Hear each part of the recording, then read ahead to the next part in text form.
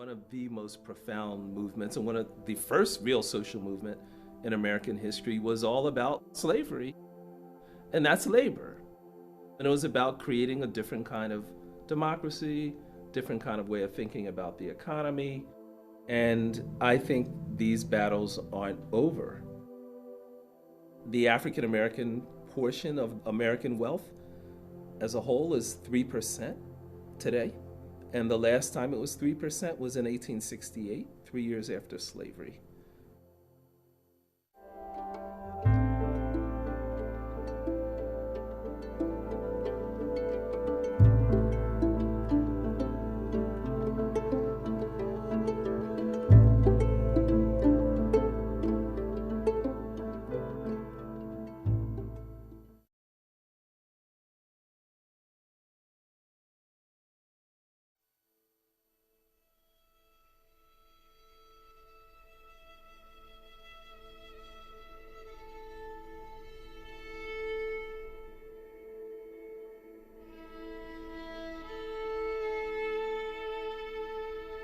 African Americans going back to before the Civil War, and the earliest African American spokespersons and writers and leaders like Frederick Douglass and others argued that the fundamental feature of the American economy was dehumanization.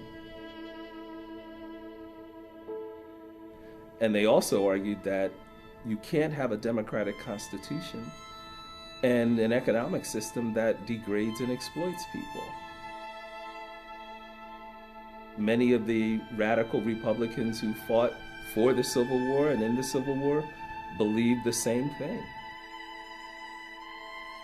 I think the true intent of the 13th Amendment wasn't just to eliminate chattel slavery. It was to eliminate all forms of economic oppression and create what we would now call living wages for everybody. I think that was the true intent. But these things were overthrown. After the Civil War, there was a counter-revolution, Lincoln's assassination, the destruction of Reconstruction. We got segregation, which wasn't just about making white people feel superior, it was about a cheap labor force, which persisted. The 1963 March on Washington, where everyone sees Martin Luther King's I Have a Dream speech. Well, King wasn't head of that march. A. Philip Randolph was, the first black trade union president. The demand of the march was for jobs and freedom. Jobs came even before freedom.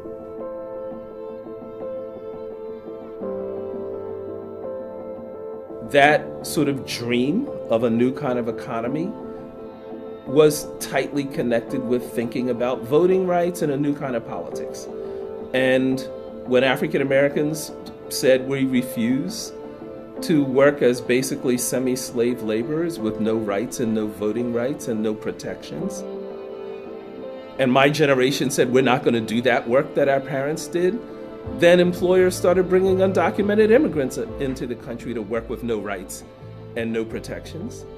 And when the government said, well, what are we going to do with all these young folks like me who don't want to do this kind of semi-slave work? They didn't reform the economy. They said, let's lock them up. And we got mass incarceration.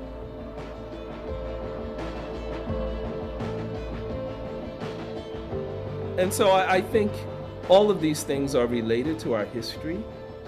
All of these things are part of the challenge of changing the system. And the system connects these things.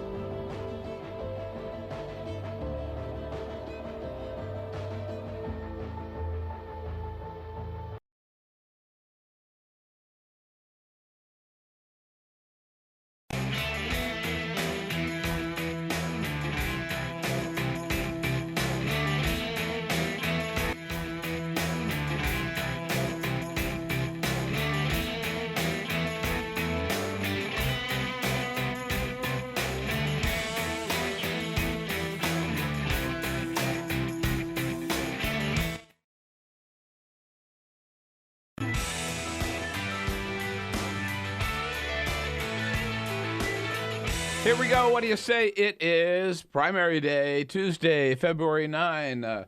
The day of the nation's first primary, voters in New Hampshire have already started going to the polls. At least they did up in Dixville Notch at midnight. And the big winners in Dixville Notch, Bernie Sanders and John Kasich. But it looks like the big winners overall in New Hampshire are going to be Bernie Sanders and Donald Trump. Imagine, think about it. Who would have thunk a year ago that we would be talking about Donald Trump and Bernie Sanders winning, even the possibility of winning the New Hampshire primary? What a wild year it has been. Yep, this is the Bill Press Show on Primary Day, New Hampshire Primary Day 2016. Welcome to the program, and thank you for joining us. We look forward to hearing from you. It's really worth talking about, everything that's going on in the political world. So give us a call at 866-55-PRESS. Send us your comments on Twitter at BP Show and on Facebook at facebook.com/Bill Press Show.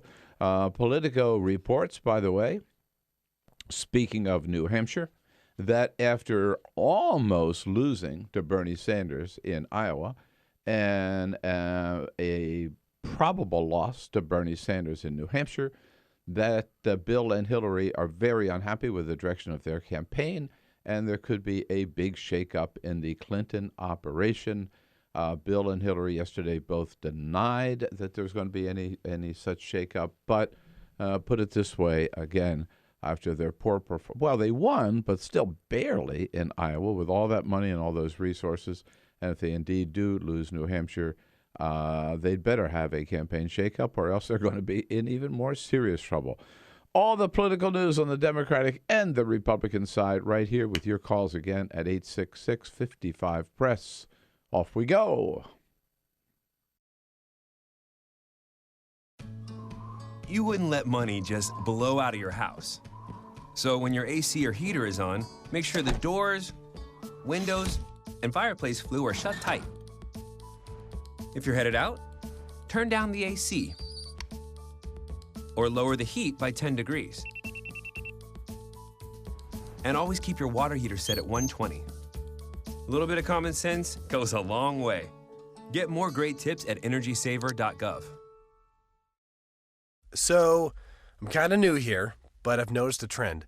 My human does this funny thing where she goes around and gets all my toys, and then she hides them in that basket by the door. But it's always the same basket, and it's always in the same place. And then she acts so surprised when I find them, but, she's putting them in the same basket. Again. It's like, hello? That's where you put it last time. You were the worst at hide and go seek.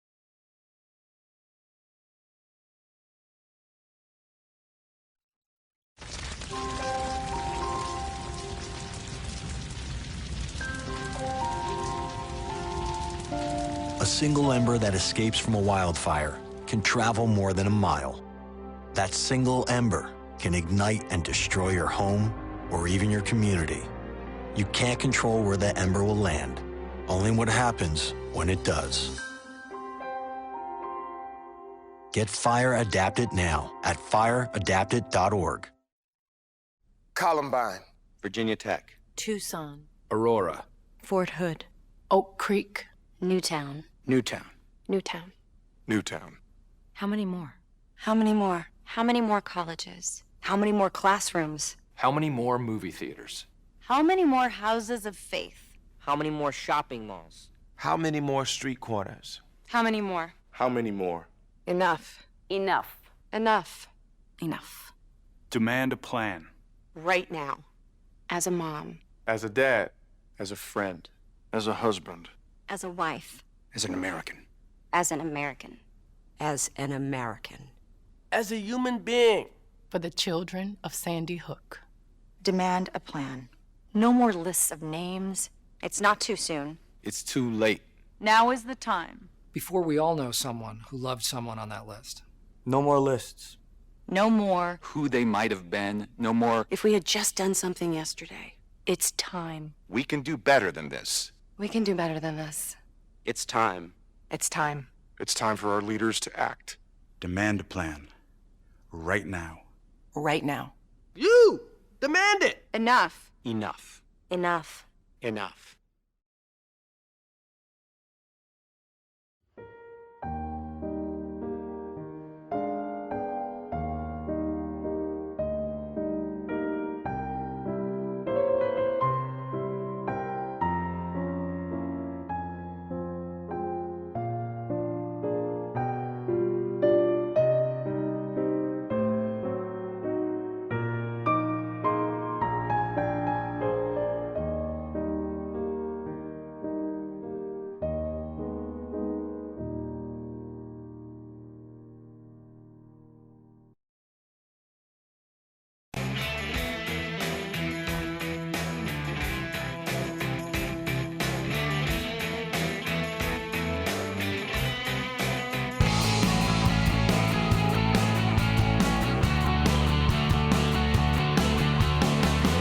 broadcasting around the nation, on your radio, on your TV, and online. This is the Bill Press Show. The first returns are in from New Hampshire, and it's a landslide for Bernie. Big news in Dixville Notch.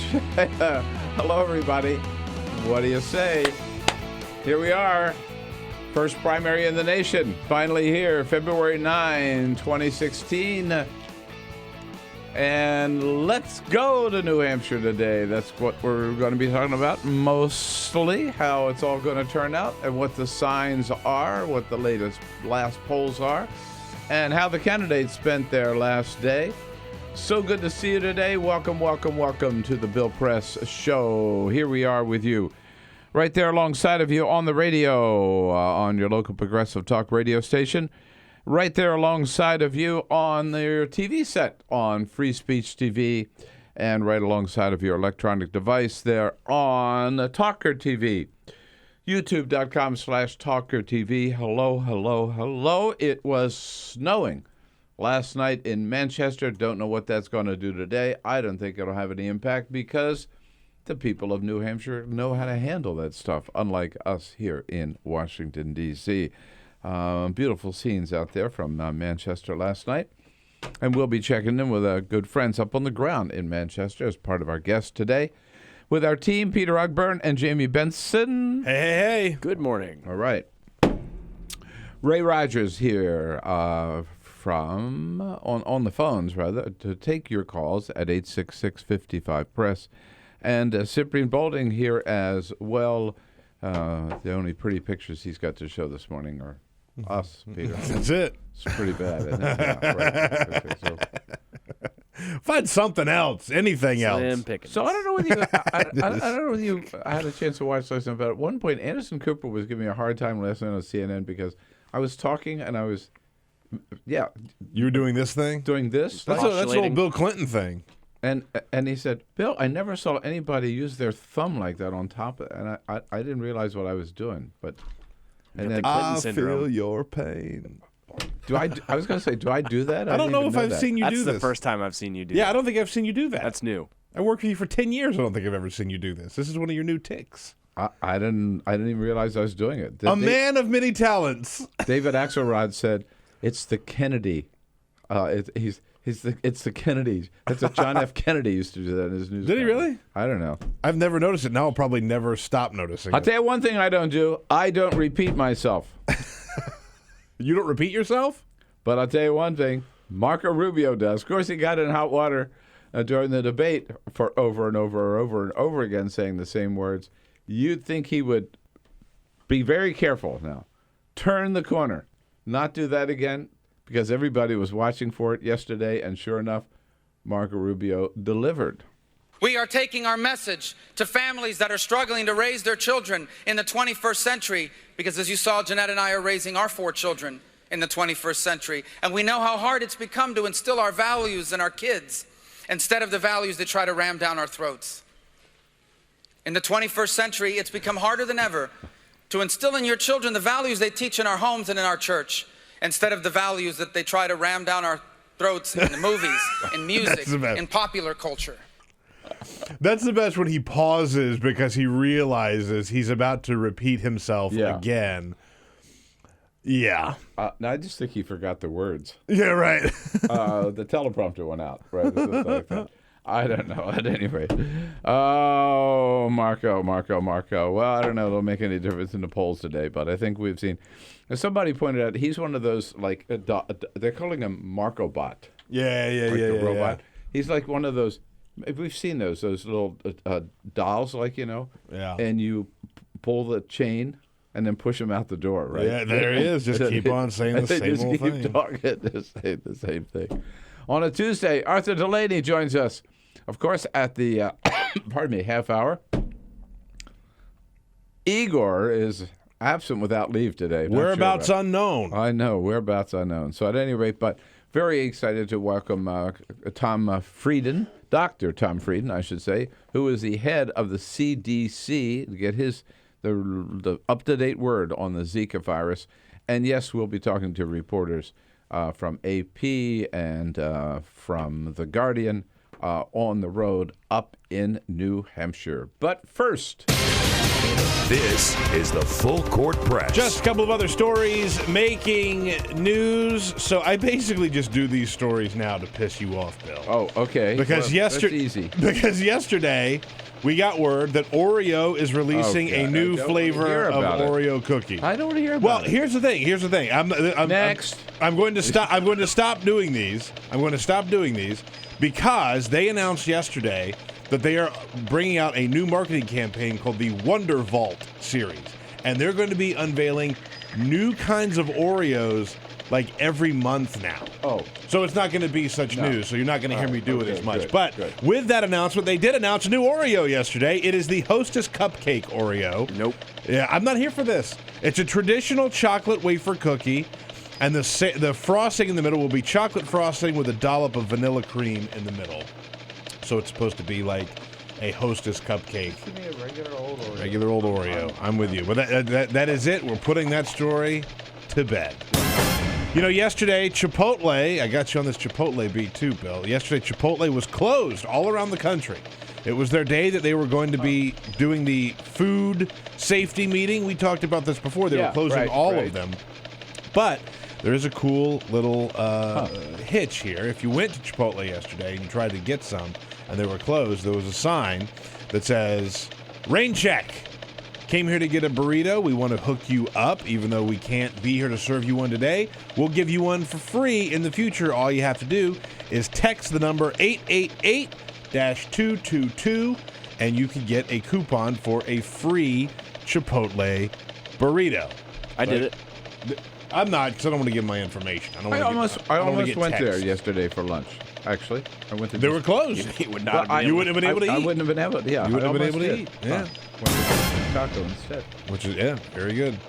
A new study by the U.S. National Park Service found out that we need to really upgrade some of the national parks in this country. In fact, they say that it's going to cost about $12 billion to fix some of the infrastructure of the national parks. This is according to the Associated Press. They say that Alcatraz, of course, in California, has crumbling walls, deteriorated windows. Mammoth Cave in Kentucky needs to have dirt trails replaced for safety. There's a historic hotel in Montana's Glacier National Park needs a new fire sprinkler system and lots of other work. But they say there's just a backlog of funding in the government, and they're not funding the national parks. And they say at this point it's been pushed off and pushed off and pushed off and pushed off, that now they're up to $12 billion that they need to get the repairs made. Yeah, that's really sad. Sad story. It is, because our parks are such great treasures and resources, and so popular among the people, but you got to keep them up. You got to repair the roads. It's reflective of the whole problem with infrastructure around the country. Yeah. Our roads and highways and sewage treatment plants, water treatment plants are all crumbling. And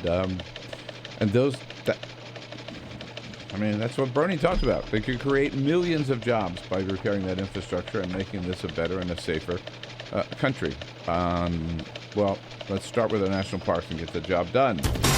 National parks are one of the things that set us apart from other countries, right? Yeah. We've got that type of stuff here. A lot of countries really don't.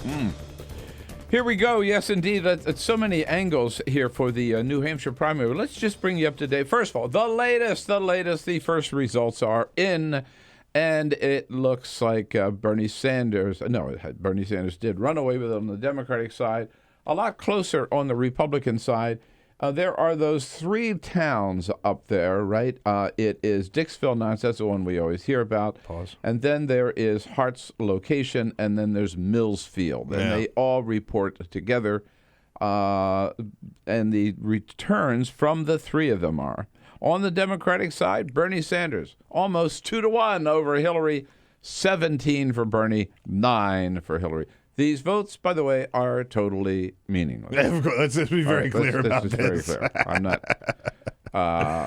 Wesley Clark won the Dixville Notch vote 4 years ago. You mean President Wesley Clark? President Wesley Clark. Okay, all right, good. Good to know. Good to know. But on the Republican side, it was interesting with all the talk up there. The only candidate, in the past, Ronald Reagan went all the way to Dixville Notch once. It's 3 hours north of Manchester. Really? Yeah. Yeah, I mean, I didn't know New Hampshire was that big. Both George H.W. Bush and George W. Bush traveled all the way to Dixville Notch. Is that right? To shake hands with everybody there. The only candidate who did this year was John Kasich. But it paid off. John Kasich got 9 votes. Ted Cruz got 9 votes. Donald Trump got 9 votes. All right. Chris Christie, 3. Marco Rubio and Jeb Bush, 2. And then Carly and Rand Paul and that doctor who's around there with Dr. Ben Carson. He's still waiting in the wings, waiting to come out. Yeah. Yeah. They each got 1 vote. Right. Wait, Rand Paul dropped out and he got a vote. Man, that's terrible. Yeah. And there was some local guy up there who got 2 write-in votes on the Democratic side. So anyhow, just totally meaningless. But what's not so meaningless are 2 polls. Is CNN released their latest poll yesterday, their latest tracking poll for New Hampshire. What we might expect today if their tracking poll is on target. Donald Trump on the Republican side. Donald Trump at 31. Marco Rubio in second place. Most of this polling was done before the debate Saturday night and the little flap with a repetition. Yeah. Marco Rubio in second place at 17. Ted Cruz third place 14, and then John Kasich at 10 and Jeb Bush at 7. Jeb Bush just can't break into double digits. Man. But what's interesting about that is that only half of the Republicans said they've made up their mind. Huh. This was yesterday. Wow. Only half of the Republicans said it. So, isn't that amazing, though? It is. Among Democrats, it's like 70% have made up their mind. Among Republicans, half of them have made up their mind. And get this. In New Hampshire, there are more independents than Democrats or Republicans. And when you walk into New Hampshire, you can get a ballot, and you can, as an independent, you can vote however you want. Mm. So half of the Republican voters could still sway this election, right? And then the independents, let's say they say, well, I was going to vote for Bernie, but Bernie's got this locked up. It's a lot more fun on the other side. My vote might make more difference. They could go in and all vote, not all, but a lot of them, vote Republican just to mix it up. Sure. So with those numbers, there's still a big uncertainty. On the Democratic side, Bernie Sanders, this is the latest tracking poll, the poll before this tracking poll had Bernie Sanders up 61 to 31, 30 points over Hillary Clinton. In this tracking poll, Bernie Sanders has 61 and Hillary Clinton 35. So it's a 26-point advantage over Hillary in the latest CNN tracking poll. And the other thing that came out yesterday is Reuters they've been doing the national polling. This is nationwide.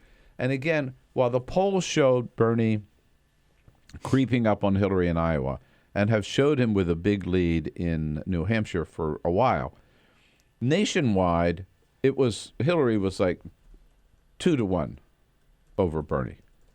In fact, as recently as January, in the national polls, Hillary was 2-1 over Bernie. Yesterday, national poll from Reuters, Hillary 48, Bernie 45. Basically a statistical tie within the margin of error. It's awfully close. So it really is astounding.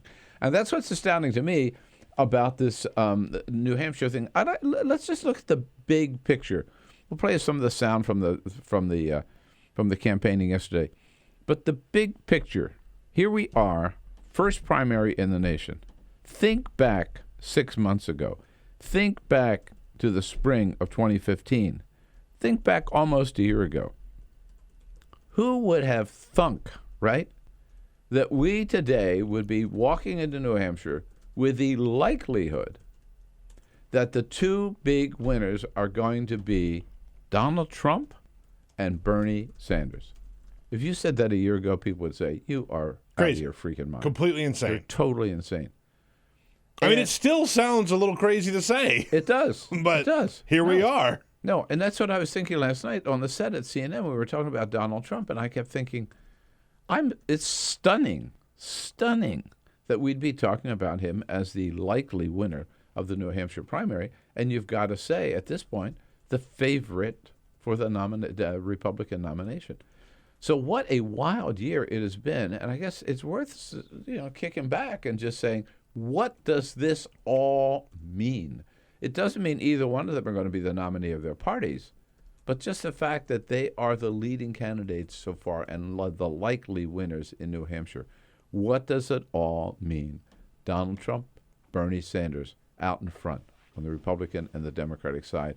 866-55-PRESS, you know it, toll-free number. Let's talk about it right here on Primary Day, New Hampshire 2016.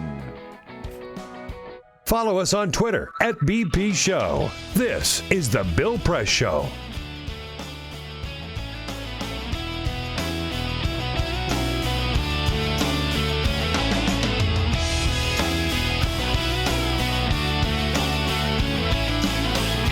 Valentine's Day is this.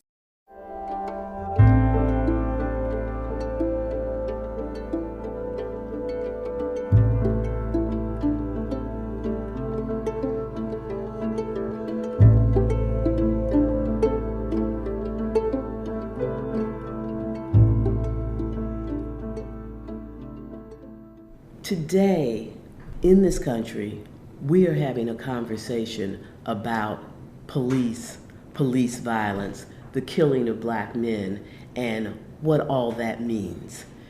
It is sad that this is happening and that every day there's a new incident to cause us to keep thinking about it and talking about it. But it is extraordinary that the American people are having to deal with this every day, whether you're watching CNN or MSNBC, Fox, or ABC News. All the news channels are talking about police violence and what does that mean against black people. Many people probably look at that, certainly have looked at it in the past, and they have said that these poor black men are doing bad things, and that's why they are ending up in confrontations with police, without any understanding of their lives of these poor black young men. Part of what has been going on for decades is that poor black people live in communities that suffer from hyper-surveillance of the police.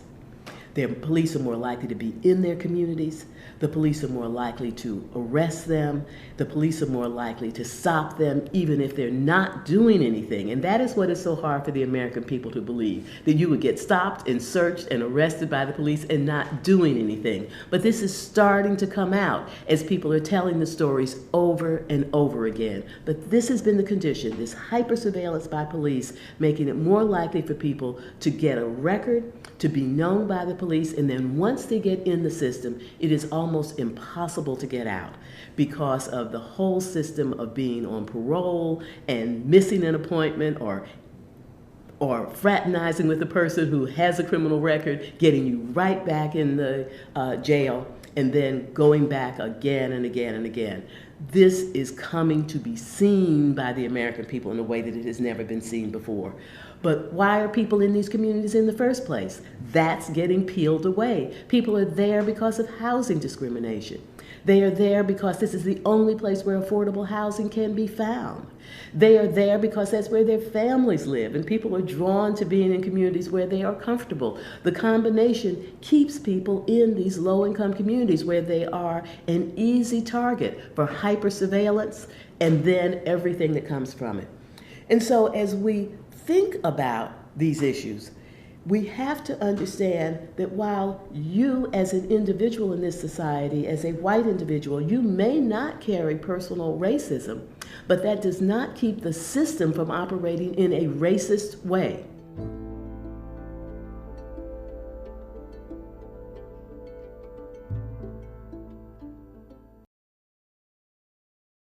I grew up in the housing projects of Cleveland. I didn't even know that life could be any better than it was. Education for me has been a way to get away from the agony of what was normal life. I want to be able to impact the community, not just look back on where I came from, but to reach back to where I came from and pull some people up with me. My name is David, and I am your dividend.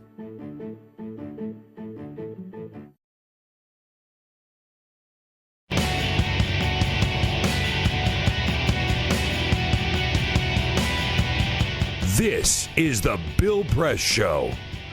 All right, at 26 minutes after the hour, taking a look at what we might expect up in New Hampshire, including, according to Politico, a shakeup after the votes are in the Clinton campaign, because Bill and Hillary are looking and say, wait, we got all this money and this vast army and this huge political machine, and we only won by 0.25% in Iowa, and we lost big in New Hampshire. At least it looks like they will.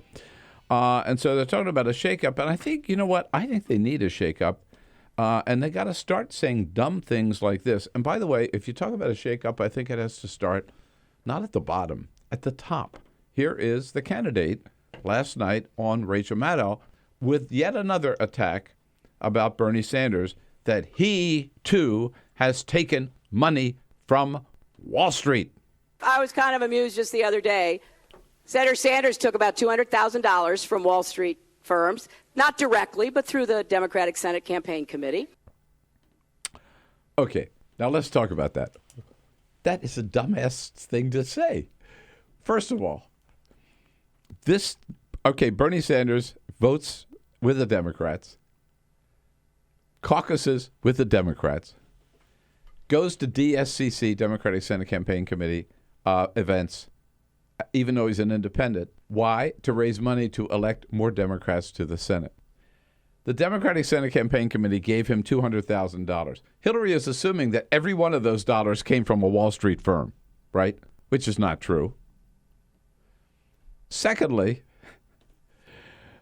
Hillary Clinton is pointing out that Bernie took $200,000. Do you know what the Washington, this only reminds people, you know what the Washington Post reported? That she got $17.4 million to her PAC, every dollar, $17.4 million, from Wall Street banks and hedge funds. So why should we attack him for part of $200,000 that he got when she got $17.4 million? Why does that make any sense? They need a shakeup. This is the Bill Press Show.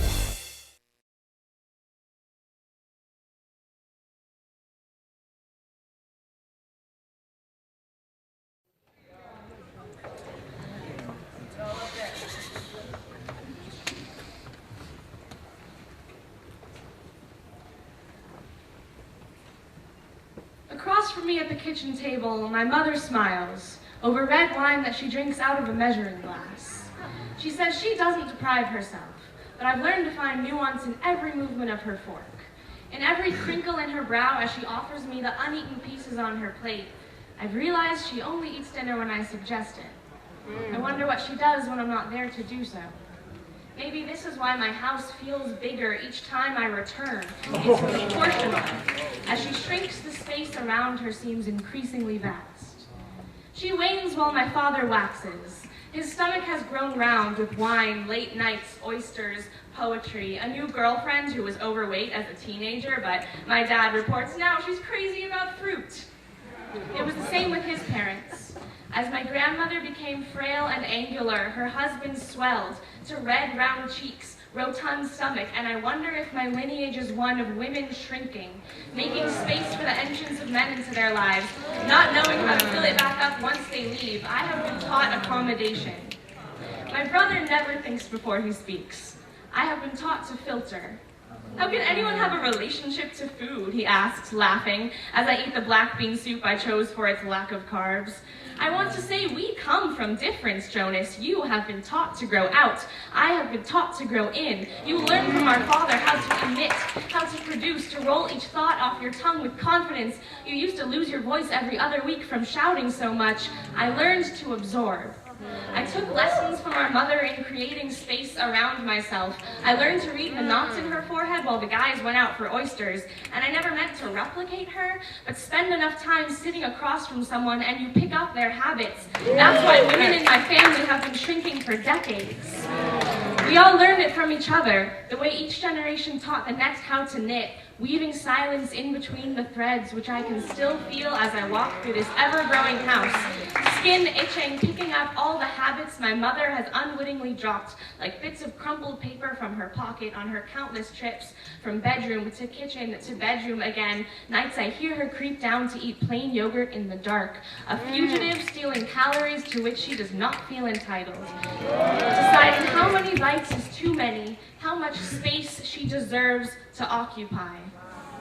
Watching the struggle, I either mimic or hate her, and I don't want to do either anymore, but the burden of this house has followed me across the country. I asked 5 questions in genetics class today, and all of them started with the word sorry. I don't know the capstone requirements. I don't know the capstone requirements for the sociology major because I spent the whole meeting deciding whether or not I could have another piece of pizza. A circular obsession I never wanted, but inheritance is accidental. Still staring at me with wine-soaked lips from across the kitchen table.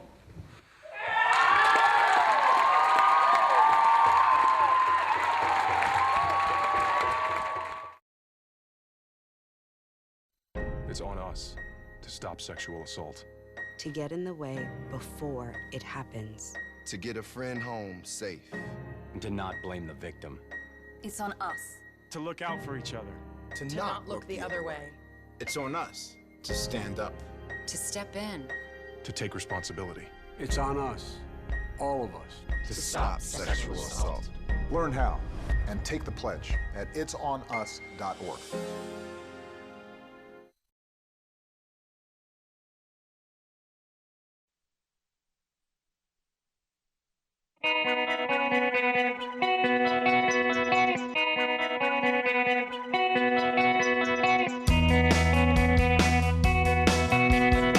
Streaming live video right now at youtube.com/TawkrTV. That's TAWKR-TV. This is The Bill Press Show. Here we go at 33 minutes after the hour. It is The Bill Press Show. A couple of people out of control here in the studio, but we'll get things settled here. Good to see you on this Tuesday, February 9, as the voters of New Hampshire line up to join their colleagues or their co-residents or whatever up in Dixville Notch. They've already voted and gone to bed. They don't have to worry about it. We're here in our nation's capital, keeping our eye on New Hampshire, and we're brought to you today by AFSCME, the good men and women of AFSCME, the largest public employee and healthcare workers union in the entire country, under the leadership of President Lee Saunders, a good friend, a great leader. They are making America happen, as you will find out if you go to the website at afscme.org, AFSCME.org. Happy Tuesday, and good to say hello to Arthur Delaney from Huffington Post. Hello, Arthur. Good morning. Everything good? Fantastic. What's the latest from Flint, Michigan? You're our man on Flint. Hillary Clinton went there. Hillary Clinton is making this a huge deal. Democrats will have a debate night in Flint. Yeah, later on. So it's not a debate, but not just about Flint, but a debate in Flint, They'll Michigan, be right? there, right? I doubt they'll talk about Flint the entire time. But it's amazing how the Flint story continues to build politically. Bernie talked about it in the last debate. They both did, yeah. Bernie reiterated his call for Governor Snyder to resign, saying he's never asked a governor to resign. And the Michigan Democratic Party started calling for the governor to resign last week after it came out that his administration had missed yet another red flag, this one over Legionnaire's disease. Well, with all the fun of beating up on the governor, what is being done to help the people of Flint, which is more important than the politics of it, if I must say so myself? The Michigan legislature has approved tens of millions of dollars. Some of it is for clean water. Some of it is for longer term, making sure lead-poisoned people get the right treatment. And some of it, the most recent batch, is so that people in Flint don't have to pay for this water that they can't drink because it's poison. They have the highest water, some of the highest water bills in the United States. They can't even drink the water. Wow, I hadn't thought about that. So they still have to pay their water bills even though they can't drink the water. Yeah. And I mean, if you use the water for cooking or something like that, you're going to have to flush the taps to make sure you get out as much lead as you can before you actually use it. So you spend all this time flushing the taps. You can imagine that makes the bill even higher. Right. So they right. can't. It's expensive. So there's an effort to at least give somewhat of a discount. If they boil the water, does that make any difference? No, you can't boil the lead Lead out of the water. You just need to get the lead out.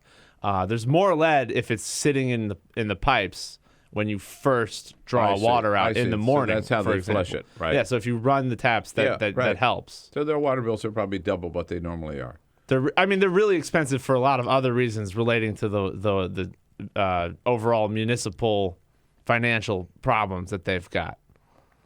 And the health problems with these children that have this lead poisoning, I mean, that's for the rest of their lives, isn't it?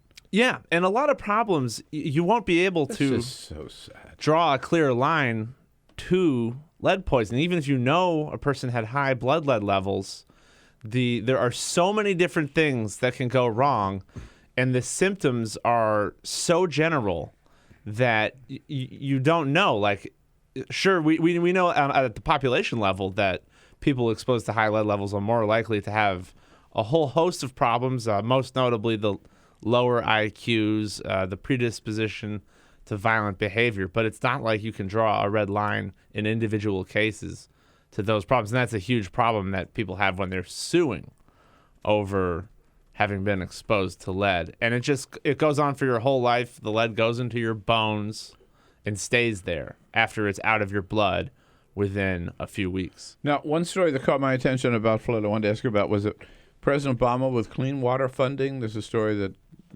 he's cutting funding.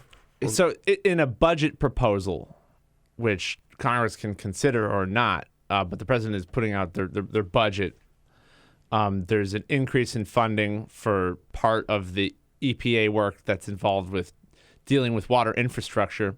But the increase is offset by taking money out of protecting clean water in the environment. So people are like, "What? Why are you doing that?" The National Resources Defense Council is annoyed. Democratic senators are annoyed. And Republican senators who probably don't care that much about the environment are pointing out the contradiction because it's a clear one. It seems that the timing certainly is odd, right? Yeah, I honestly don't fully get it. I haven't spoken to administration officials who tend to have a lot of conference calls at this time, so we can revisit it with their explanation next week. All right. Now, we haven't seen you since Friday when the latest job numbers came out. 151,000 new jobs created in the month of January, and people are saying a disappointing report. Why? Well, because 151,000 is not a very high number. The average for the past 3 months is 230,000. That's much better. That's more like what we want. But this is coupled with gross domestic product rate slowing down to 1.7%. So it's like the economy is not doing as good as it had been. And a lot of people are starting to think, are we going to have another recession now? Oh, no. Most economists don't think we will, but it's sort of unsettling. But people are still spending money at a robust rate, so it doesn't seem like that's really going to happen.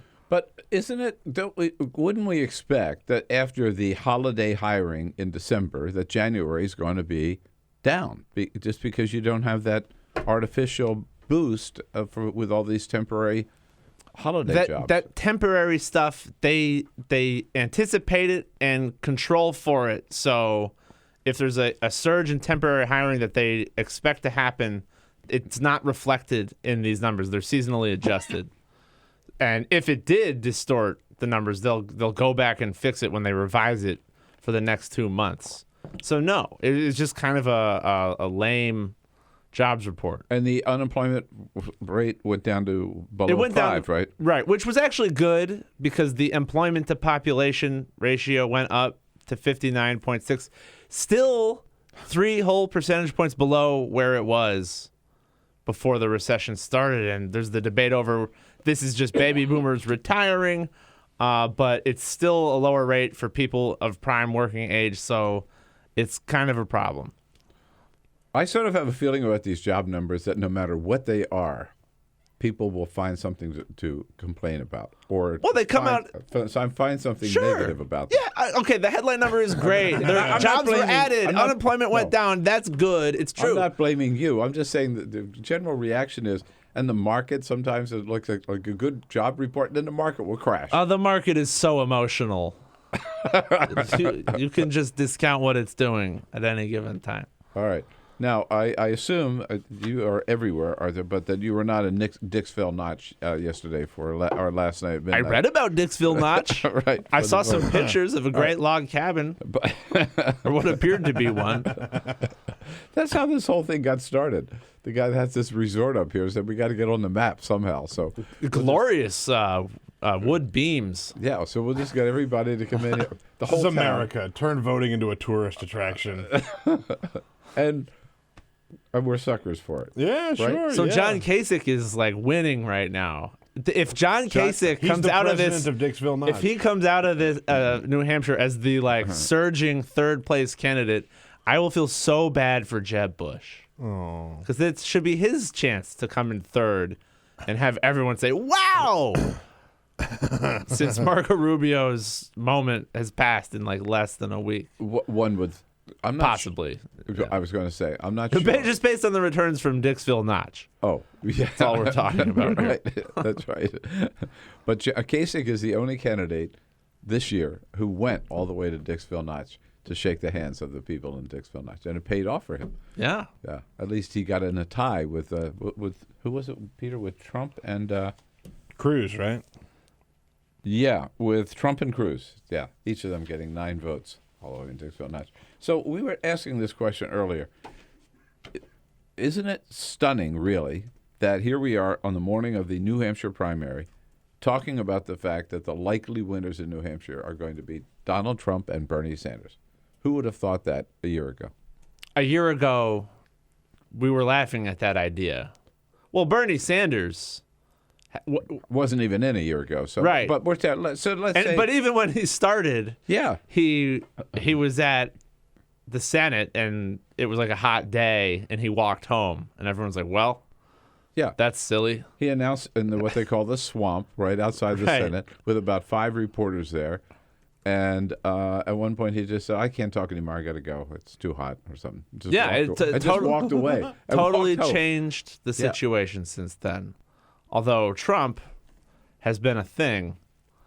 But still, in April, we all laughed at him when June, when he announced, and with the rent-a-mob in the lobby of his Trump headquarters on Fifth Avenue. Yeah, the establishment was just hideously wrong, and what a disaster. Donald Trump is going to win. But so, let's take a quick break. We'll talk about it when we come back. But my question is, what does it say about the American electorate, right, that the two candidates whose message seems to be resonating, I think in a sense are sort of saying the same thing, or at least are offering an alternative to the quote-unquote establishment, Donald Trump and Bernie Sanders. Arthur Delaney here from Huffington Post, HuffingtonPost.com. By the way, you ought to go to the website and check out my interview on HuffPost Live. I got to tell you about that when we come back. Last week up in New York. It's up on their website. I saw it again this morning. Check it out, and we'll be back with Arthur Delaney. You're welcome at 866-55-PRESS. Get social with Bill Press. Like us at Facebook.com/Bill Press Show. This is The Bill Press Show.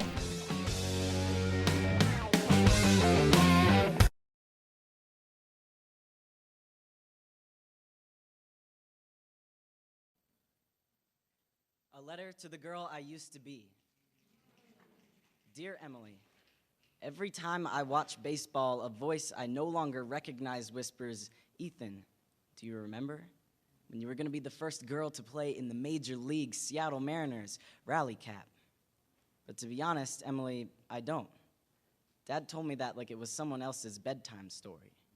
But I do know you had that drive. Didn't let anyone tell you to wear shorts above your knees. Didn't care if boys thought your hair fell on your shoulders just right, but with girls, sleepovers meant the space between your shoulder and hers was a 6-inch fatal territory. The year you turned 11 was the first time you said out loud that you didn't want to live anymore. In therapy, you said you wouldn't make it to 21. On my 21st birthday, I thought about you. You were right. At 19, you started to fade. I tried to cross you out like a line in my memoir I wished I could erase completely. And maybe I'm misunderstanding the definition of death, but even though parts of you still exist, you are not here. Most of my friends have never heard your name until now. I've been trying to write this letter for 6 months.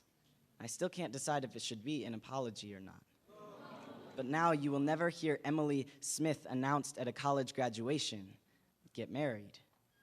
Give birth. When the prescribed testosterone started taking effect, my body stopped producing the potential for new life every month. I thought about your children, how I wanted them too. I let a doctor remove your breasts so that I could stand up straighter. Now, even if I somehow had those children, I wouldn't be able to nourish them. My body is obsolete, scarred cosmetic, but never C-section.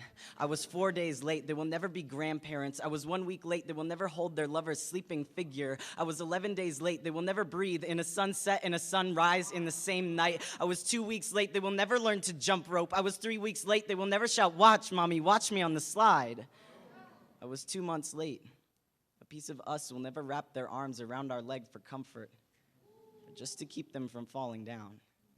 And I am sorry that this process is so slow, and all you can do is wonder if you ever had a place.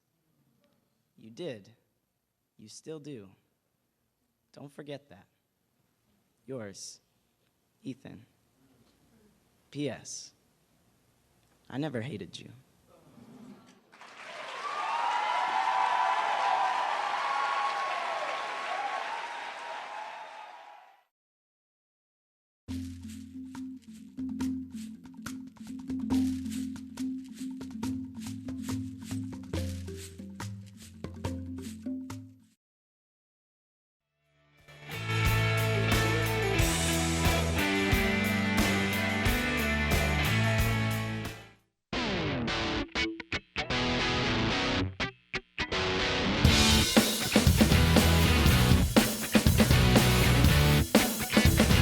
Seen on Free Speech TV and online on TawkrTV. This is the Bill Press Show.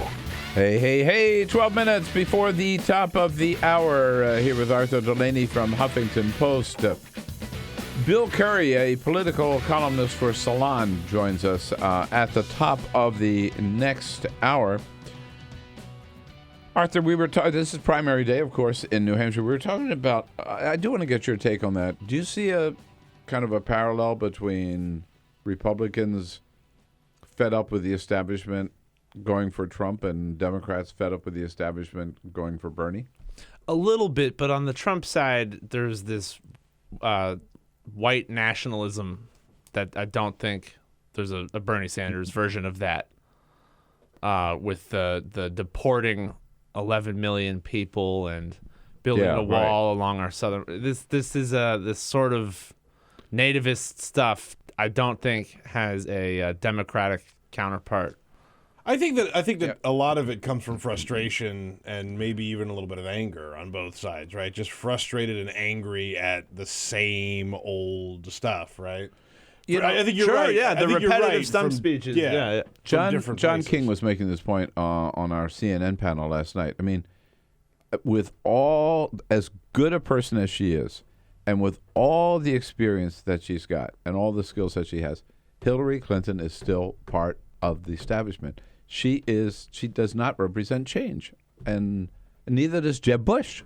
And both of them have that brand. It's an old brand. Yeah. And so what's funny about Bernie is, here he is, 74, he's been around for 23 years, but he's still an outsider. Even though he's been in Congress this whole time. He's been saying this same stuff that whole time. Yeah. But he's definitely not part of the inner crowd. I mean, look at him. Right? No, and her campaign strategy of relentlessly attacking him and saying that she is not part of the establishment. That doesn't work. Nobody believes it. Does not seem effective. No, it doesn't. I want to come back to Flint for a second, because one thing we didn't talk about was the fact that Congress, I was on one of the channels the other day, and Dan Kildee, Congressman Dan Kildee, represents Flint, was on ahead of me talking about the hearing that they were going to have, which was last week, right? So is Congress getting in the act here on Flint? Oh, absolutely. The House Oversight Committee, chaired by Jason Chaffetz, had a hearing last week, and ostensibly it was to focus on the EPA, but even the Republicans on the committee seemed really familiar with what had gone wrong. Right. And they were grilling EPA, but also state officials about the screw up, and it was pretty informative. Controversial because Democrats wanted Rick Snyder there, and it's not clear why he wasn't summoned for that hearing. I understand why he didn't show up. Right. Well, I don't feel like being a piñata. Yeah, right. So Democrats invited him. They're having another hearing tomorrow, and it's not a regular committee hearing where you have both Democrats and Republicans. It's just Democrats. But they'll have some important witnesses, including Dr. Mona Hanna-Attisha, who did a lot to bring the lead poisoning of Flint kids to light. So that will be worth watching. And there will be a Energy and Commerce Committee hearing with Republicans in March. So Congress is doing stuff. In addition to, reacting to Obama's EPA budget, they have these hearings. There's also a fight in the Senate over attaching $500 million in Flint aid to an energy bill. And Democrats have insisted on that, and it has basically stalled the bill. And what this money would do is a lot of it would go to helping Flint dig up its lead pipes, which is interesting because there are lead pipes everywhere, and we're not digging them up because that's our national policy. If longer term we have a debate about our national policy of leaving lead pipes in the ground, that would be probably a healthy thing. Yeah, but let's do it, right? I think we ought to do it. But imagine the cost and the dislocation of replacing all lead pipes. It's a shovel-ready project. There are poison pipes in the ground. I mean, they're safe if they're coated correctly, but if the chemistry changes in any town's water, there you go. Bam, lead.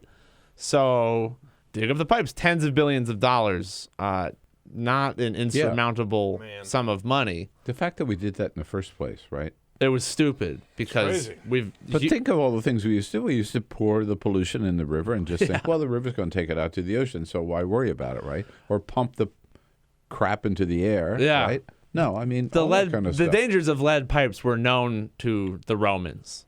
So it's an incredible. Then we should have learned. An incredible own goal that we did it that way. Can I ask you here? I'm curious. If they replace the lead pipes, they replace them with what? They asbestos pipes. That's what I'm wondering. Plastic pipes. Plastic is copper safe. pipes. I actually don't know what is the preferred material. I know my house has a copper pipe leading from the water main, but I'm not sure if that's like state of the art material to use. I can see copper. Yeah. Maybe not plastic. I don't trust the plastic. I'm not an engineer, Bill. God. Arthur Delaney, wouldn't be Tuesday without you. Thank you for coming in, my friend. Thanks for staying on top of Flint. Thank you for having me. Right back, wrap things up. On your radio, on TV, and online. This is The Bill Press Show.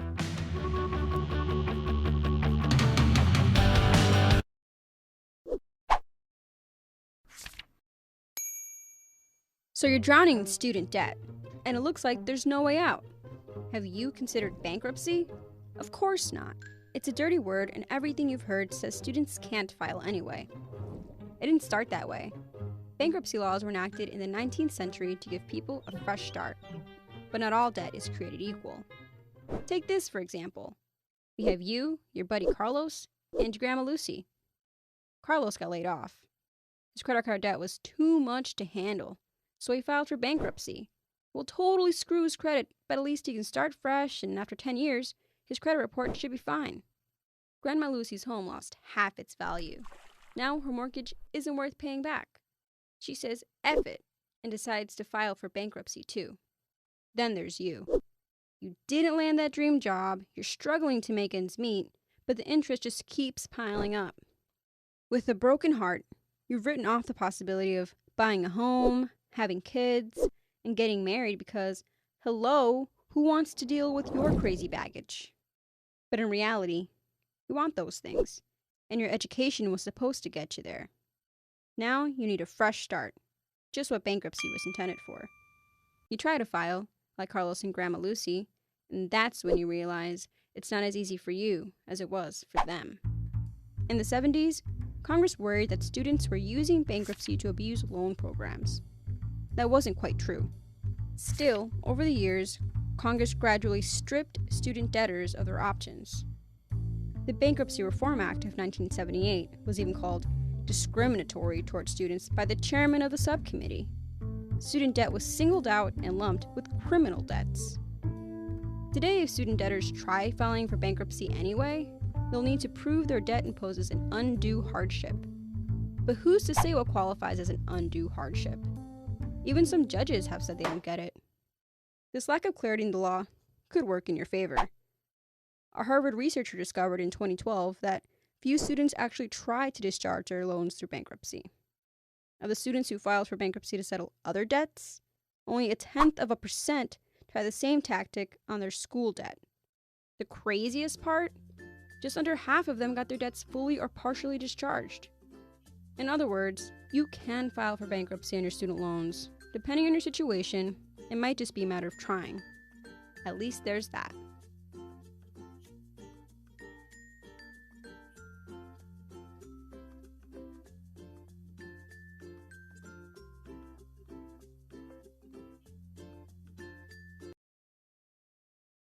The average text takes your eyes off the road for nearly 5 seconds. At highway speeds, that's enough time to travel the length of a football field. Stop the texts, stop the wrecks.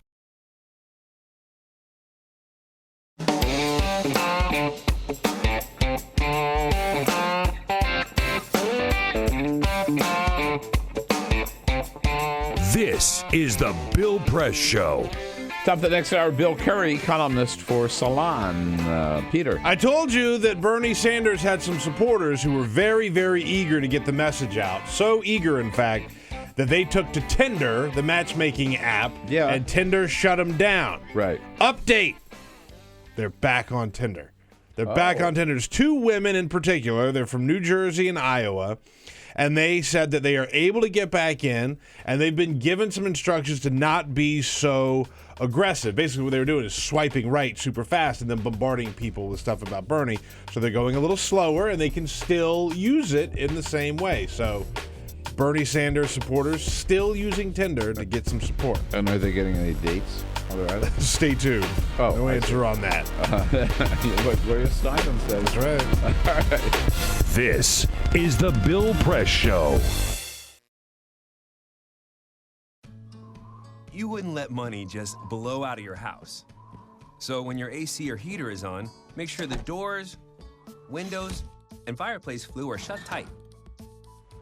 If you're headed out, turn down the AC or lower the heat by 10 degrees. And always keep your water heater set at 120. A little bit of common sense goes a long way. Get more great tips at energysaver.gov. So, I'm kind of new here, but I've noticed a trend. My human does this funny thing where she goes around and gets all my toys, and then she hides them in that basket by the door. But it's always the same basket, and it's always in the same place. And then she acts so surprised when I find them, but, she's putting them in the same basket. Again. It's like, hello, that's where you put it last time. You were the worst at hide and go seek.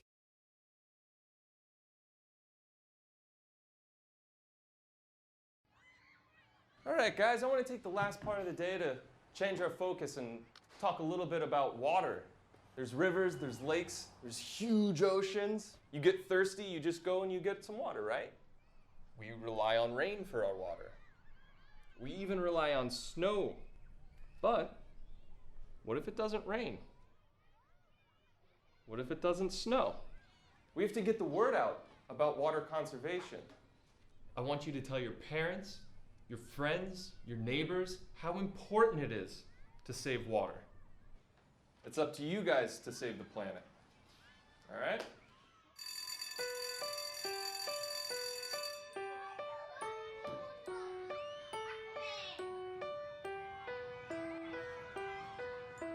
What if it doesn't rain?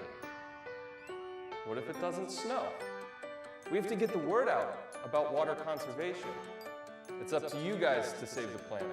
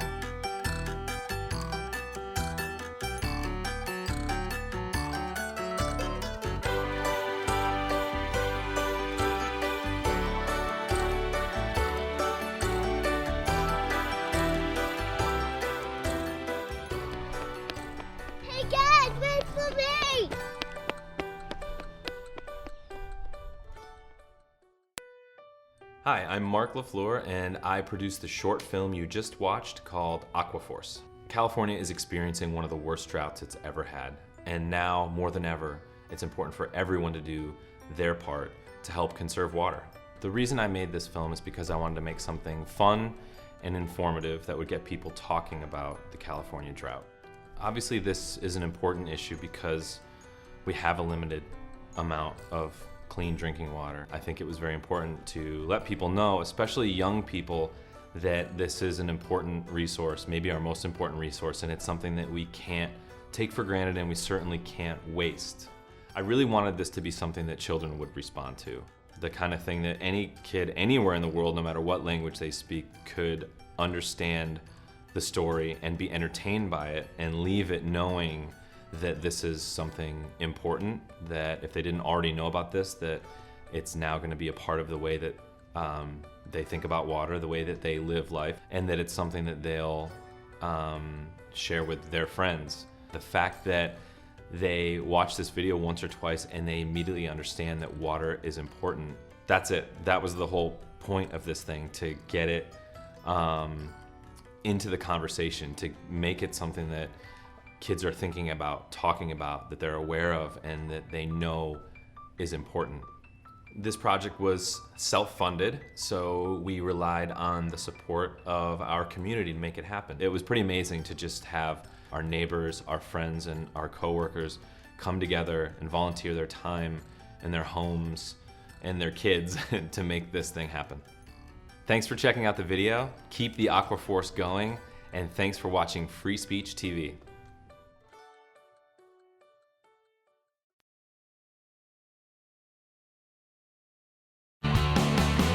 Broadcasting around the nation, on your radio, on your TV, and online. This is the Bill Press Show. Bernie wins New Hampshire 2-1. Well, Dixville, not 2-1. Almost 17-9. Hello, everybody. What do you say? It is Tuesday, the day of voting in New Hampshire. Polls are, I think, already open. I think they open at 7. 6 a.m. 6 a.m. Oh, they've been open for an hour already. Whoa.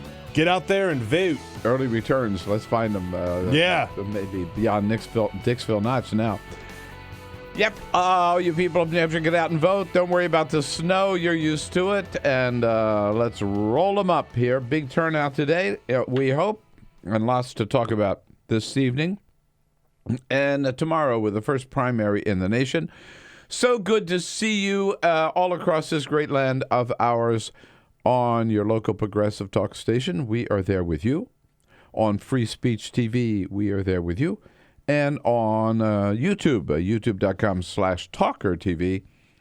You can reach us on your electronic device, of course. Good to have you with us. And lots to talk about. Could you believe we are where we are with, on this day of the nation's first primary, what looks like a big victory on the part of Donald Trump and Bernie Sanders. A year ago, nobody would have given either one of them a chance. We got lots to talk about. We'll get right into it here. Peter Ogburn and Jamie Benson. Hello, Bill. Happy primary day. Happy primary day, man. Yes. If you got a call 866-55-PRESS and talk to Ray Rogers, our screener, and our videographer, Cyprian Bolding, already also on the job. There is still a lot of talk yesterday about Marco Rubio's incredible robotic performance in the debate Saturday night.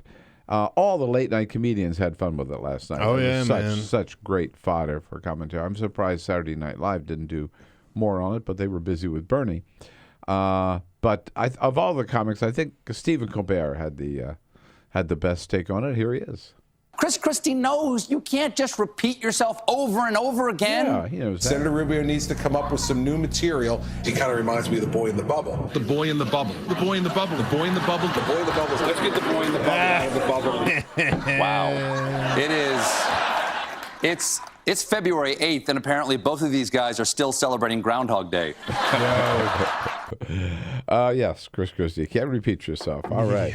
Going to start off this hour talking to Salon columnist Bill Curry about a very interesting piece that he wrote last week.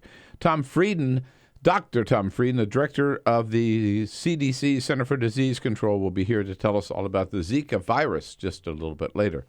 But first, what do you got, Peter? Is the Full Court Press. Just a couple of other stories making news. So ABC News is putting together like a profile of all the presidential candidates, right? Just a total dossier on everything you need to know about all of the presidential candidates. There's a very interesting little tidbit from the one from Hillary Clinton that we saw yesterday. Must-have travel companion.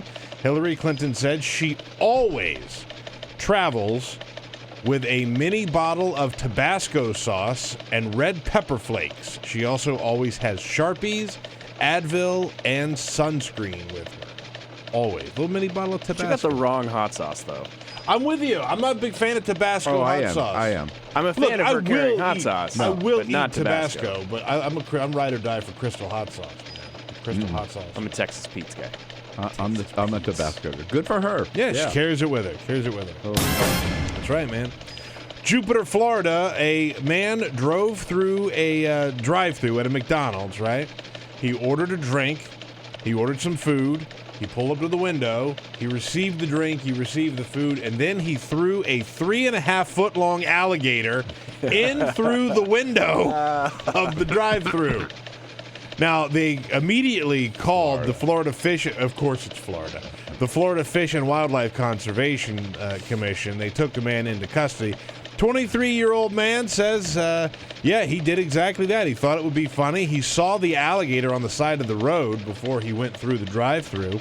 He currently faces aggravated assault and unlawful possession and transportation of an alligator. And the alligator, by the way, was released back into the wild, back into a canal, so he is safe and sound. No alligators were harmed. Yesterday you had a story about getting rid of drive-thrus, and today we had proof. Right. One more reason to get rid of drive-thrus. You know, Beyonce performed at the Super Bowl halftime show. Beyonce Knowles, that is. And, she was out in the San Francisco area. She travels around a lot. She posted where she was staying, right? Like, you would imagine she and Jay-Z would end up staying in, like, a nice, cool hotel or something like that. No. They stayed in a house that they rented on Airbnb. Get out. She tweeted out a photo or put it up on Instagram, a photo of her just sitting on a couch and just said, "Wonderful stay in the Bay Area. Thanks so much, Airbnb." Celebrities, they're just like us. I know. I imagine the house she rented on Airbnb is a lot nicer than the one that we would get. Yeah. But pretty cool. Pretty cool is right. All right, Peter, thank you. Yes. Well, with this primary day, you've got, and it looks like Bernie is going to win on the Democratic side, but certainly you've got to admit that his win comes having to take on incredible odds against him built up on the part of the Democratic establishment, which is the subject of an interesting column brought to my attention last week in Salon. They do great work over there at salon.com. By a political columnist and former domestic strategist for President Bill Clinton. His name is Bill Curry, and he joins us on our newsline this morning. Hey, Bill, good to have you with us. Hey, Bill, great to be with you. Thank you. So deck has really been kind of stacked against Bernie in several ways, right? First of all, by the DNC with the debate schedule you talk about. It's in a year in which there is this mass insurrection against a rigged system, which is the best way to describe what's happening in 2016. To paraphrase an old worn cliche of James Carville's from 1992, it's the corruption, stupid. And even the Republicans talk about it all the time. Hillary never at all. Bernie has the best record on it. I wish even Bernie would drive this point home more. But the Democratic Party ends up kind of being a metaphor for the very corruption people are upset by when you slash the debates from 26 to 6 and schedule as many as you can on a weekend when you think no one's watching. You're shutting down the vital organs of the democracy. You're suppressing free speech. It's such an ugly thing to watch. Debbie Wasserman Schultz is a longtime Clinton apparatchik, in addition to being the DNC chair, did this on her own, by the way. There's no real party left. There was never a DNC meeting with minutes or a record. The DNC vice chairs read about it in the papers or online. One person attached to one campaign unilaterally decided to shut down debate in the party, hoping to insulate Clinton from scrutiny and to rob any would-be challenger of the free exposure that you get from a debate. Well, so that's one thing. And then in Iowa, by the way, I know the media has largely moved on, but the Democratic chairwoman in Iowa and the party, whatever part of the party agreed with her, not releasing the results. Yeah. If it's pretty clear. Well, Andy from everything McGuire, we know let that me he just won. interrupt you because people don't understand that Andy McGuire, the Democratic state chair in Iowa, was co-chair of the Clinton campaign last time around, right? I mean, she And it's is. the same thing with Schultz in Iowa. McGuire, it's the same deal. Formerly involved heavily with the Clinton campaign. Also, like Schultz, her main credential for the job is that she schmoozes with big corporate donors really well. So it's a part of the party that's been on top for a long time, and I don't think has performed well. And what they did was simply announce that it's an Iowa tradition not to tell you who won the popular vote. Well, that's the vote that counts. And if they have a set of rules, what Hillary won, by 700 to 696, was something in Iowa called delegate equivalence. It's like the mystery meat of politics. Nobody really knows what it is, and they wouldn't release the popular vote. And it's pretty clear that they weren't counting. They say they weren't counting the big margins that Bernie might have built up in college towns, etc. It's pretty clear he won that result. And you don't have to be like Donald Trump, suing the Republicans. You just have to say, listen, release it. This is public information. We're not electing the Grand Mason of the Grand Warden of a Mason's Lodge. We're electing the President of the United States, and every one of us has a right to the information. But doesn't those two examples reflect and maybe explain some of the public frustration, if not anger, against, quote, I hate to use that overworked phrase, the establishment, right? I mean, and you see the Trump supporters maybe and the Bernie supporters both just saying this. They're stacked against us, right? Yeah, again, the worst rigging in the system, as we all know, is about corporate money and the degree to which it runs the Congress and the degree to which both political parties are heavily mortgaged to the status quo, and I would argue thus to the past. And this election, I think, is really about, for Democrats and for the entire country, this isn't just about the left. This is, I think, how the middle class feels. They look at the model, the sort of bipartisan model that Bill and Hillary helped construct in the 1990s. And it said that the new information technology is great. And it said that free trade is great. And it said that deregulation is great. And that all those things will lead to growth, and that growth is great. And 20 years have gone by, and that's still how Hillary sees the world. But it turns out that quote-unquote free trade means American jobs searching the world over for weak government and low wages. And that means we can never get a raise. It means that a rising tide no longer lifts all boats. The information technology turns out to be the first industrial revolution that didn't create more jobs. And you can kind of go down the line and you see the whole thing runs not on innovation but corruption. And that's the central issue in the campaign. Well, let me ask you this. Do you think, given all of that, right, that there's any way the Democratic establishment would ever allow Bernie Sanders to win the nomination? Well, every so often a revolution wins. Yeah, right. And every so often. I'll tell you one thing.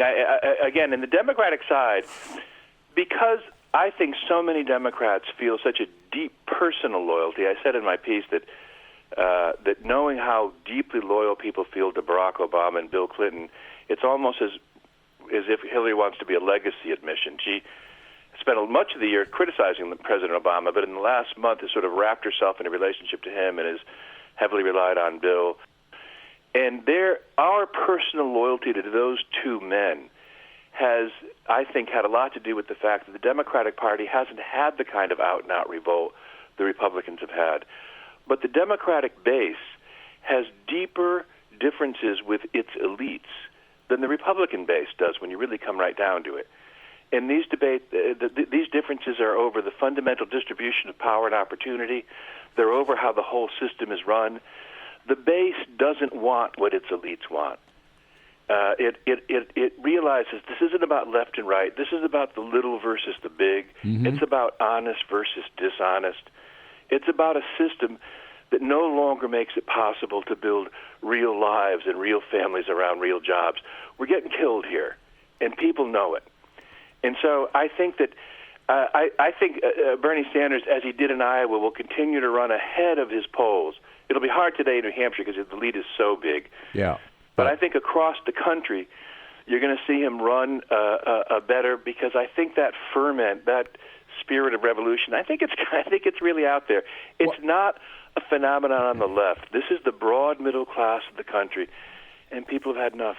By the way, and just a little bit of time here, but you also talk about the role of the media. I think the media is starting to catch up with something real is happening around Bernie and starting to take him a little more seriously. Do you?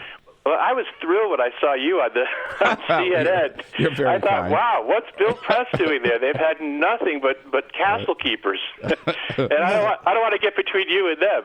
But as I said in the piece, it's hard to cover the peasant revolt from inside the castle. Yeah, right. And yeah, and I don't want to just pick on CNN. All across the board, they've missed this. This guy, Bernie, has been leading the general election polls for 6 months, leading Hillary, leading all 17 Republicans. That you could be such a horse race person, such an insider person, that you don't see that that's a phenomenal story, that a guy comes out of nowhere and leads everybody from the get-go, and how they could miss that. I do agree with what you said, though, Bill. I think it's not just seeing your shining face on TV and hearing your voice. I think that they're starting to get it. I think that they'll begin to let more voices like yours into the process, but they're never going to catch up to where they should be. Now, I was surprised last night on our panel on CNN that John King and Gloria Borger and David Axelrod were all basically joining me and telling Paul Begala, who's the Clinton person, there's something going on here that you guys are missing, right? And you're the old brand, and Bernie's a new brand, and you better start dealing with it. You better recognize it. Yeah, I saw it. I did recognize it in David. I was watching, by the way. Good job. And I saw that, and it's starting to happen. I mean, you can't. He won Iowa. He's about to win New Hampshire. I think he's got a real shot in Nevada. He'll have won the first 3 contests. At some point, even those guys will get it. But keep pounding them, Bill. All right.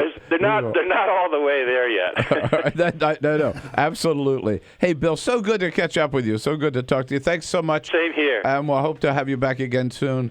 You can follow Bill at salon.com, of course. Thanks, Bill. Thanks, Bill. Talk to you soon. Bye-bye. Bill Curry from salon.com. Your progressive headquarters for the 2016 election. This is The Bill Press Show.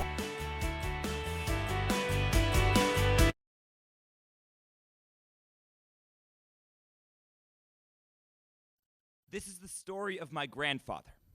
When I was 19 years old, his right hand was crushed in a printing press. He was supposed to lose the hand, but a young doctor saved it just in time for the war. This is the story of the war. My grandfather repaired tanks. Behind the front lines, away from the cameras, he would pull pieces of dead men from the machines and send the machines back out to the field. This is the story of the war a decade later. Back then, you didn't talk about depression. There was no such thing as PTSD. When my uncle, age 7, asked him who won the war, my grandfather said, nobody. This is the story of my grandfather, the machinist. I have a newspaper from 1981, a story about the Nobel Prize for Physics, a photograph of the winner, a Harvard man standing by his machines. This man is not my grandfather. Beneath the photo, my grandfather has written, I designed and built almost everything in this picture. They worked together for 10 years, but my grandmother says the physicist never even remembered his name. If you asked that Harvard man, there would be no story of my grandfather, just a pair of disembodied hands. This is the problem with stories. They They have to leave something out. The editor cuts a line and someone's face fades. The editor says 200 words or less and suddenly a whole family goes missing. The spotlight isn't about the light, it's how it makes everything around it dark. My grandfather's face is erased from every story. The machines survive, but the man who made them doesn't. The machines make the photo, but their maker is out of frame. But we choose where to point the camera. We can choose how to tell the story. We can choose which clothing the hero wears. I could tell you this is a story about a soldier, or I could tell you this is a story about the blue-collar man, but really, this is just the story of my grandfather. I did not know him. I was born too late, but my family tells me his name. Alfred Franzosa. I know that name might only live in this moment, that there are other stories with greater stakes, but still, I will tell you his name. I will repair this old machine. I will let my grandfather live again because I could not know him while he was living. Once, when he was younger than I am now, his right hand was crushed by a printing press, crushed by other people's stories. When it healed, he began to build. He used his hands to build tanks and his hands to build cradles. His hands were the last thing to touch dead soldiers and the first to touch his newborn sons. He built a good family, and that family built me, and now I use my hands to build his story. The story is not a eulogy. A eulogy seals the casket. A eulogy lets no air out. This story is a resurrection. Jesus was not resurrected by God. He was brought back by the people who told his stories. It does not take a miracle to raise the dead, to leave behind the tombstone and take the name with you.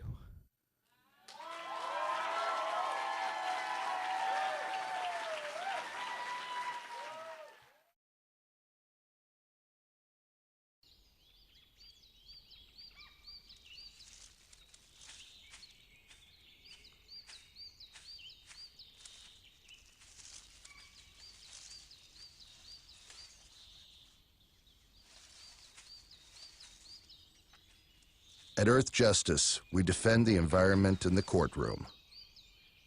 Join our fight. When you take a seat, you take a stand. Earth Justice, because the Earth needs a good lawyer.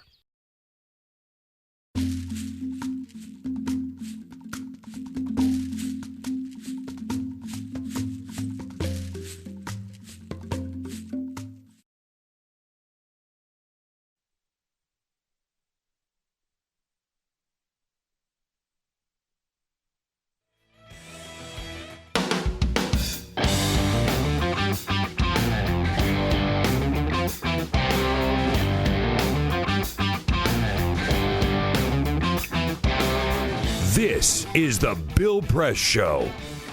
All right, 26 minutes after the hour of the Bill Press Show, the book is out. A week ago today, Buyer's Remorse, How Obama Let Progressives Down. It is my new book. It's gotten a lot of buzz. Get your own copy, you can get it at your local bookstore, obviously, or on Amazon.com. Or you get a signed copy by going to our website, BillPressShow.com. Just tell us how you want it signed, how you want it inscribed. Ray will take that information, get it to me, and we'll sign them and get them out to you right away. Easy to do, your own copy. Buy 5 or 6, 10 or 12. Buy them for everybody. Yeah, buy them for all your friends. What's that? Oh, let me tell you something. You really want to impress that special person in your life? There you go. Valentine's Day is right around the corner. What better way to say I love you than a copy of your book? Oh, well, thank you, Peter.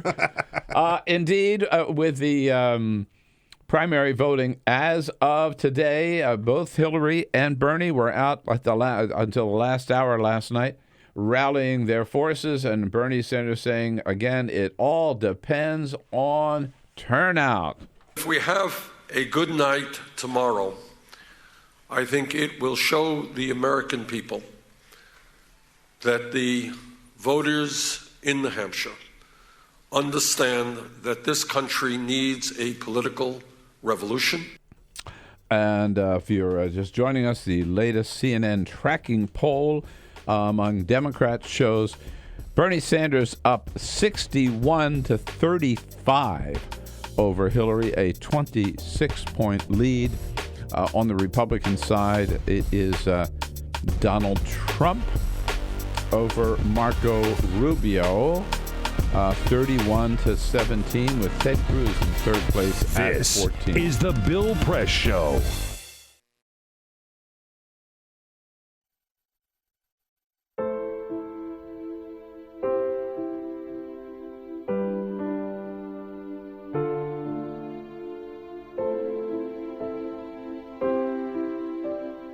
I have run these canyons for 6 million years.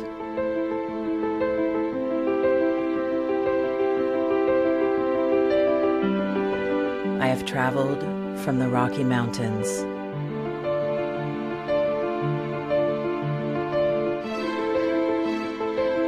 to the deserts, through scorching heat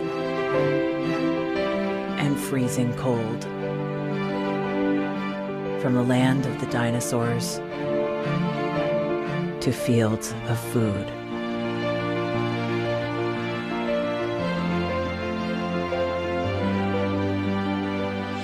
I lend my hand to 7 states, 2 countries, 9 national parks,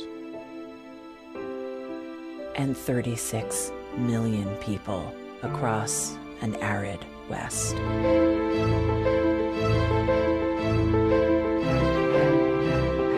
I am not the strongest or the largest, but I am the hardest working.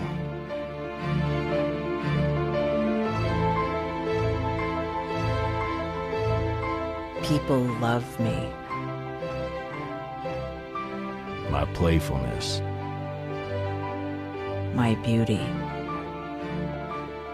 my power.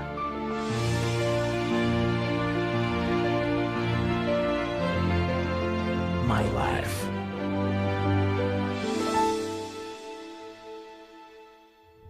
But I don't think I can offer any more. I am tired. I am tired, tapped, and tied. Of the hundreds of major rivers in the world, I am one of the few who no longer kisses the sea. Battles to harness my soul have been won and lost. Use me wisely, and I will sustain you. Use me like you have, and I will break. My name is Red. The Grand River Red. The American Nile. The Canyon Maker. I am the Colorado River. And I am the most endangered river in America.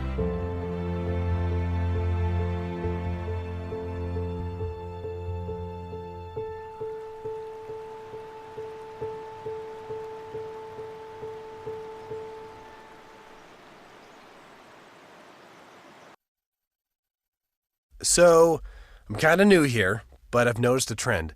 My human does this funny thing where she goes around and gets all my toys, and then she hides them in that basket by the door. You know, but it's always the same basket, and it's always in the same place. And then she acts so surprised when I find them, but, you know, she's putting them in the same basket. Again. It's like, hello, that's where you put it last time. You were the worst at hide and go seek.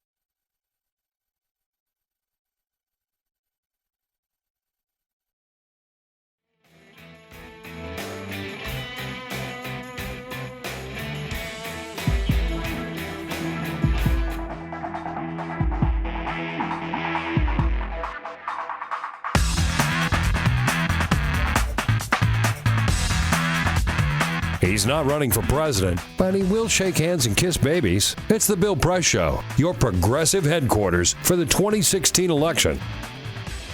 They are voting. They've been voting for an hour and a half already up in New Hampshire. And we'll be jumping up there in just a second here to say hello to Sabrina Siddiqui. This is the Bill Press Show at 33 minutes after the hour. Coming to you live from Washington, D.C., our studio in Capitol Hill. where we're brought to you today by the United Steelworkers. Good men and women of the steelworkers under President Leo Gerard, North America's largest industrial union, representing 1.2 million active and retired members, bringing jobs back to good union, high-paying jobs back to America. And you can find out about that and their efforts at usw.org. Last we looked, it was snowing in Manchester, but that doesn't stop Sabrina Siddiqui. She is on the trail and joins us from Manchester, where she's about to hook up with Marco Rubio, what do they call him? Marco Robot. Marco Roboto. Or Marco Bot or whatever. Hey, Sabrina, how are you? Good. How are you? Okay, what's going on? You having fun? Are you staying warm? And is it still snowing? Fun, yes. Even if a bit exhausted overall, but it's been a crazy ride. The snow is still snowing a bit, but it's not it's not terrible. It's not like a blizzard. Oh, okay. Now, but it is. I mean, there is enough snow where I think that people might be worried about turnout. Really? I thought they could handle the snow up there. Tell us about Marco Rubio. Little shade there, Bill. Well, they've had. I would think that they'd be able. They to have enough yes. of it. I don't think. I'm not too worried about the turnout there. So, tell us, how did Marco Rubio respond or react to his? I think what most people consider not a very positive performance Saturday night. Well, I think that publicly, obviously, they're not going to admit that they had a bad debate because this is 48 hours before it happened 48 hours before the primary, and they want to maintain the idea that coming out of Iowa, he's a candidate with momentum. So he doubled down on what he said in the debate. I think the reaction that he has had, is to not feed into the idea that he's scripted, but to instead focus on the essence of the argument that he was making, which, plays well with conservatives that Obama is trying to change the America that they know. And so he just kept repeating that in interviews and on the stump at a few town halls he held after the debate here, at rallies, and actually turned it, as you would expect from a conservative, into an indictment of the media, which is that the media and the political elite are so focused on the fact that I was disparaging the president, but I'll do it every chance I get. Right. I think that works for now with conservatives who might be going to the polls. It's more of an issue, I think, honestly, with the donor class and whether or not he gave them pause in terms of rallying behind him as an alternative to Donald Trump and Ted Cruz. Right. And that is the question, is who is in that position of the establishment alternative to Trump and Cruz, right? Marco Rubio certainly could, I think, assert that he was, after what happened after his strong showing in Iowa. But Chris Christie and John Kasich and Jeb Bush are all trying to knock him off the throne and get that position themselves, correct? Right. I think the fact that he is being attacked from all sides does show that he was viewed as everyone's main competition, and that's because he's the only candidate who is competing in both lanes. He's not quite of the establishment, nor is he, quite, I think, considered to be another version of Donald Trump or Ted Cruz. He's somewhere in between in terms of he has a very conservative record, but he's also got a lot of mainstream support. And those guys, in terms of the governors, they've all pinned all their hopes in New Hampshire. So this is kind of their last stand. Now, how much did that change after the debate is hard to know. I still think that if you're John Kasich or Jeb Bush, you really have to perform well enough where you could justify staying in the race. You can't just come in third or fourth and share the vote, with Rubio and Cruz, who are both coming out of Iowa. Chris Christie is quite, compared to the others, polling low. I think for him, I see this as being the end of the road. I mean, polling has shown him at, under 7%. Mm-hmm. So I think that, this is the end of the road for him. He really just wanted to have a moment in that debate, and I guess to go out with a bang, for lack of a better way of putting it. Yeah. So end of the road for Christie. Trump, Cruz, and Rubio certainly move on. Would you agree? I mean, beyond New Hampshire. do Jeb Bush and John Kasich? Well, they both scheduled events because you want to at least put on the lure that you're going to South Carolina. You can't have an empty schedule. John Kasich, look, if he comes in a strong second, again, it just depends on the margins. If it's by several points that he's clearly at second place, maybe he gets to go, on to the next stop. Again, the infrastructure is tough for these guys. So he and Jeb, they don't have a lot of cash on hand. Jeb has more than John Kasich, certainly, but Jeb Bush himself only has $7 million cash on hand, and his super PAC has more, but people have lost confidence in their strategy to just go after Marco Rubio. I think Jeb still ultimately, as long as he doesn't come in, he has to place in the top 4, maybe even top 3, and he has to place either tie or place ahead of Marco Rubio in order for him to justify going to South Carolina and saying this isn't over. And that's why I think for the people who did benefit from Marco Rubio not seizing the moment are, primarily John Kasich and Jeb Bush in terms of being able to make the case that he's not yet the consensus alternative. And then Donald Trump and Ted Cruz, who could argue increasingly that, look, this is a two-man race. Let's be honest. Right. The Donald Trump phenomenon is still stunning. So when we came down to the fact that that CNN, they reported last night that something like at least half of the Republicans told CNN in the latest tracking poll, which was released yesterday, the day before the primary, that they still had not made up their mind. We're still not firmly committed to anybody, and we're not sure who they were going to vote for. Could that totally change the outcome of today's primary and make it like a big upset for somebody? Absolutely, and I think that part of why, since we were talking about Marco Rubio, part of why he did so well in Iowa is precisely because of what you said. All the exit polling showed that a significant percentage of people broke away in the Iowa caucuses in the last stage for Marco Rubio, and that on the last day, actually on caucus day, they were able to convert a lot of Trump supporters their way. Because again, like I said, he's competing in every lane, right? Now here what changes is that he had a rough debate. So maybe he moved people? Did he move people the wrong way in these last 48 hours? That we don't know. It's kind of an opportunity cost we might not be able to measure. But certainly it could help one of the governors in this last stage to pull people in their direction and say, this is a time to get serious. This is a time, or it could even help someone like Ted Cruz, who kind of went overall unnoticed in the debate. And he wasn't really competing in New Hampshire, and he's certainly not where Donald Trump is in terms of numbers, but he's actually now sharing the vote with these governors and with Marco Rubio. And Ted Cruz is the winner of the Iowa caucus. So, again, it goes back to this idea that they could just very well winnow the field and say, look, this is ultimately either a two-man race or a three-man race, and everyone else is just here for part of a vanity project, and they need to give it up. Yeah, I was just looking while you were talking. The CNN tracking poll released last night shows Cruz actually in third place, pretty close to Rubio. So, yeah, he definitely, even though you're right, Iowa was where he focused, he's definitely going to place in New Hampshire. All right, so now, Sabrina, we want to tell us, did you have a good time in Dixville Notch? Huh? Boy, I don't even know what that means. You didn't go to Dixville Notch? Dixville Notch, that's where they voted at midnight, the first people that voted. No. I have not yet gone. I was going to go out to a polling center, but I have not gone out yet. Okay. All right. Now, are you going to go out with Rubio? Are they allowed to campaign today or to...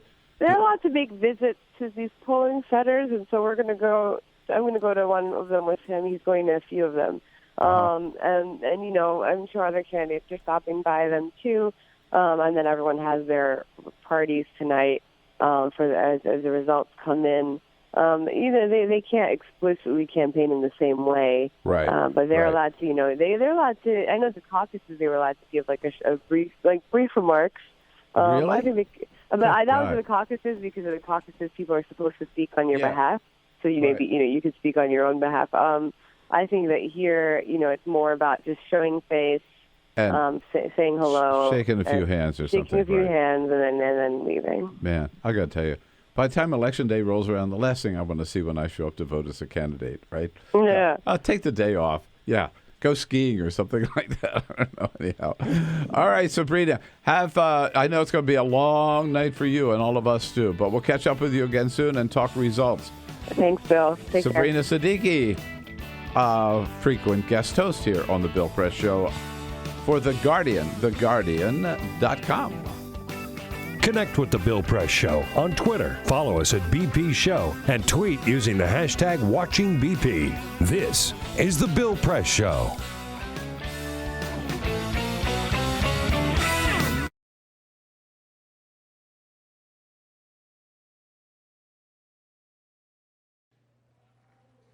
It occurred to me tonight, for the first time, that the long-winged insect that over and over again rams its body into the wood of my front door might not know what he's doing. He might not have a plan. Maybe that's just how he flies, and that is where the door is. And I remember you. The last time I saw you, a few weeks before we would graduate from high school, and a few days before you let a bullet dissolve on your tongue, dancing in a warehouse rave, sweat-drenched and strobe light battered, thrashing your arms back and thrusting them forward. The floor could get so bright and loud, we all slowed down to be more careful, but you kept dancing full sprint tornado, and sometimes you'd spin full weight into a wall and just spread your arms against it and sway back and forth like a lover reunited. This long-winged insect is not trying to get into the house. It doesn't know there is a house. Can't imagine a life beyond that door. All it can see is the light. You and I were both 17 when you died. And ever since then, I have envied you. How you are remembered for towering, unclaimed potential instead of living to look regret in the face. You didn't have to come home 3 weeks later and explain to your little brother why you took too much medicine. Your addiction is remembered as a tragedy, not a betrayal. Your suicide attempt became a suicide, not an unpaid hospital bill. And only tonight did it occur to me that maybe that night when you let your teeth touch metal, you might not have known what you were doing. You might not have had a plan. Maybe you had hit that door so many times you couldn't imagine it might let you through. I'm still ashamed to admit it, but I have always secretly believed you did it for me, that you wanted to show me that there is a way out of all of this. Not so that I would follow you, but so I would understand that every day that I am alive is a day that I choose to be alive. And when the music stops, you still get to keep on dancing. And when the light is so bright it blinds, you can dance with your eyes closed. And if in that dark you come up against a wall, you keep your arms out wide and you dance with the wall.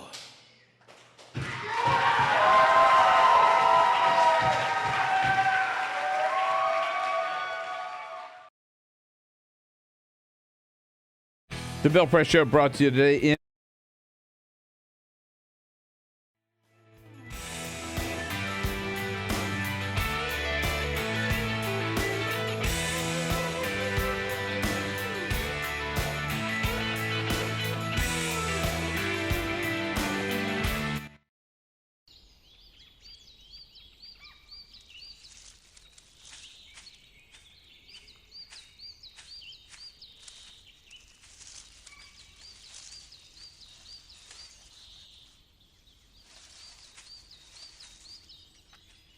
At Earth Justice, we defend the environment in the courtroom.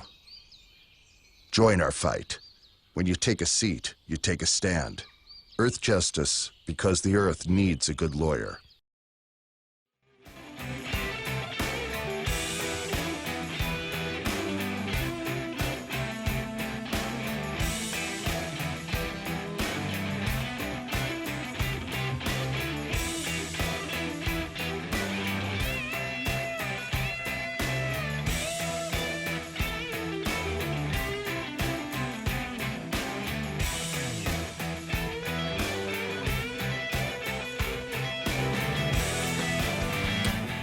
Hey, a little sidebar here on the political note. By the way, at the top of the next hour, very, very, very important. You won't want to miss this.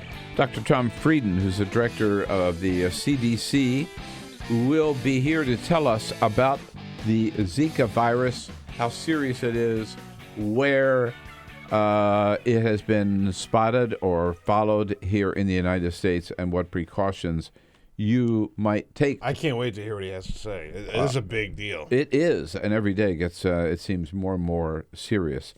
Meanwhile, on the political front, just one little sidebar is he popped up again yesterday. Whenever Mike Bloomberg thinks that people are not talking enough about him, I think he says, I may run for president. And then everybody suddenly go, whoa, whoa, a third party independent candidate for president. What's going to happen? It popped up again on our conversation on CNN last night. I was quick to point out, and I will just want to say again, Michael Bloomberg does this every 4 years. Yeah. Okay? He did it in 2007, saying he was going to run 2008. He didn't. He did it in 2011, saying he was going to run in 2012, and he didn't. Now he's doing it again. In fact, he started right toward the end of 2015, saying he was thinking about running this year. He is just a big, giant political tease. Don't take it seriously. Unfortunately, the media always gets in a flurry whenever he says something like that. But he's got to look and see, and he has himself said on several of occasions, it is impossible the way our system is set up today for somebody to get on the ballot in all 50 states and actually win an election. Nobody in this country has done it. He's got to know that. The deck is stacked. The system is rigged against any independent candidate. Maybe it shouldn't be, but it is. Teddy Roosevelt tried it. 1902, I believe it was, failed. John Anderson tried it in 1980, failed. Ross Perot tried it in 1992, and the only thing that he managed to do was elect Bill Clinton. And defeat George H.W. Bush. Well, thank you, Ross Perot. But I mean, my point is, Ross Perot didn't make it. He's never president of the United States, thank God. So Bloomberg is smart. He knows that. I think really, again, all he wants to do is he wants to be part of the mix. He is bored, no longer being mayor. Look how hard he fought to stay as mayor of New York, right? Like he loves being relevant. He got a third term as mayor of New York, right? And he loves being part of the mix. He loves being part of the conversation. If we're not talking about him, then he'll do something like this. To spend his own money it costs over $1 billion just to get on the ballot, right? And then the outside chance that all he would end up doing would be probably, and Paul Gallo made this point last night, probably that he would elect the Republican because he would suck votes because he's such a moderate, if not liberal, former Democrat. He would suck votes more from Democrats than from the Republicans. So all the talk you hear about Michael Bloomberg, he did this again. He's done it twice before, and even this time around, he floated his trial balloon last year. Yesterday, he made some dumb comment trying to get that trial balloon up in the air again. So let me just tell you, you heard it here first. Don't have to worry about Michael Bloomberg. He is not going to run. Yeah, I don't see it ever happening. I mean, who out there looks at the crowded field of candidates running for president and says, you know what we're missing? Michael Bloomberg. Mm-hmm. Like, who wants that? Nobody wants that. Like, not even New Yorkers liked Michael Bloomberg very much, right? But think about it. So if he runs and Donald Trump is a Republican nominee and Bernie Sanders is a Democratic nominee, Bernie from Brooklyn, all three nominees. Absolute pandemonium. Oh, my God. Would be from New York. Oh, my God. It would be. Think about that. It would be the New York values election. Yeah, right. So some totally unknown jerk from Omaha, Nebraska could probably run and win. Sure, yeah. Anybody from but I'm not from New York. What's the president up to today? We'll tell you when we come back. Get social with Bill Press. Like us at facebook.com/Bill Press Show. This is the Bill Press Show.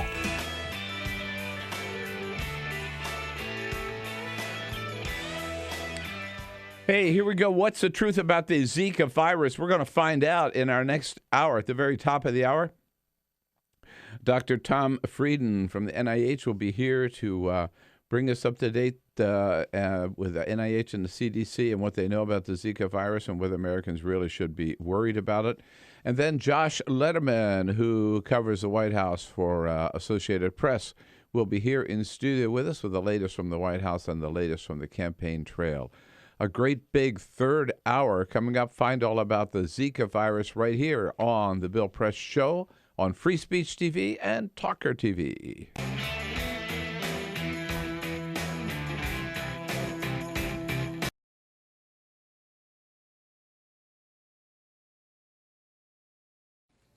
For Mike Brown. I'm sick of writing this poem, but bring the boy. His new name, his same old body, ordinary black dead thing, bring him. And we will mourn until we forget what we are mourning. And isn't that what being black is about? Not the joy of it, but the feeling when you're looking at your child, turn your head, then poof, no more child. That feeling, that's black. Think, once a white girl was kidnapped, and that's the Trojan War. Later, up the block, Troy got shot, and that was Tuesday. Are we not worthy of a city of ash, of 1,000 ships launched because we are missed? I demand a war to bring the black boy back, no matter what his name is this time. I at least demand a song. A song will do. Or a head.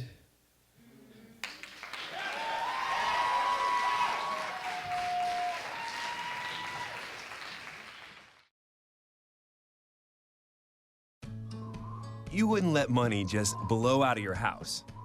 So when your AC or heater is on, make sure the doors, windows, and fireplace flue are shut tight. If you're headed out, turn down the AC or lower the heat by 10 degrees. And always keep your water heater set at 120. A little bit of common sense goes a long way. Get more great tips at energysaver.gov. So, I'm kind of new here, but I've noticed a trend. My human does this funny thing where she goes around and gets all my toys, and then she hides them in that basket by the door. But it's always the same basket, and it's always in the same place. And then she acts so surprised when I find them, but, she's putting them in the same basket. Again. It's like, hello, that's where you put it last time. You were the worst at hide and go seek.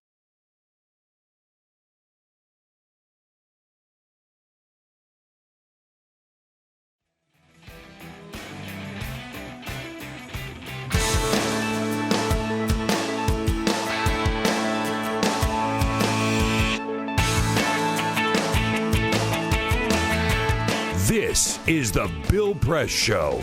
At the top of the next hour, again, Dr. Tom Frieden, director of the CDC, here on the Zika virus. Peter. President scheduled today, 10 a.m. The president and the vice president received the presidential daily briefing in the Oval Office.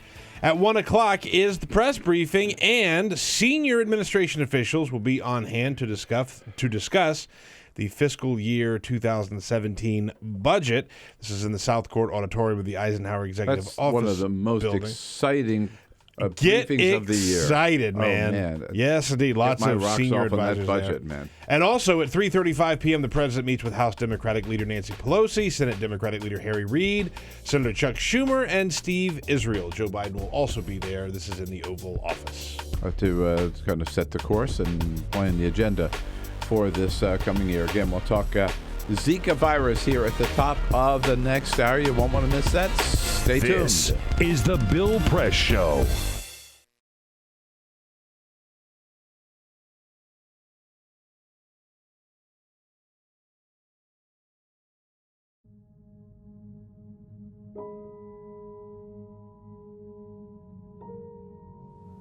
The hardest moments for me is when I'm laying awake in the middle of the night and I'm thinking about all the times I made a pitcher of Kool-Aid with the water, or I boiled a pot of corn or potatoes with the water.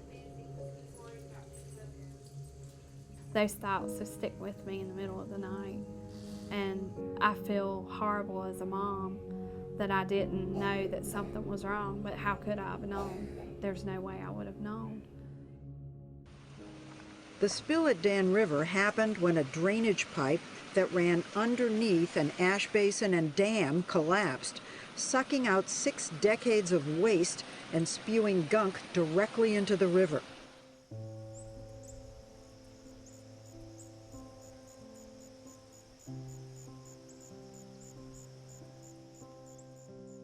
My husband and I just kind of looked at each other like, should we be concerned? We live right next to an ash pond, and this was coal ash spilling into the Dan River, and we learned at that point all of the toxins that were included in coal ash.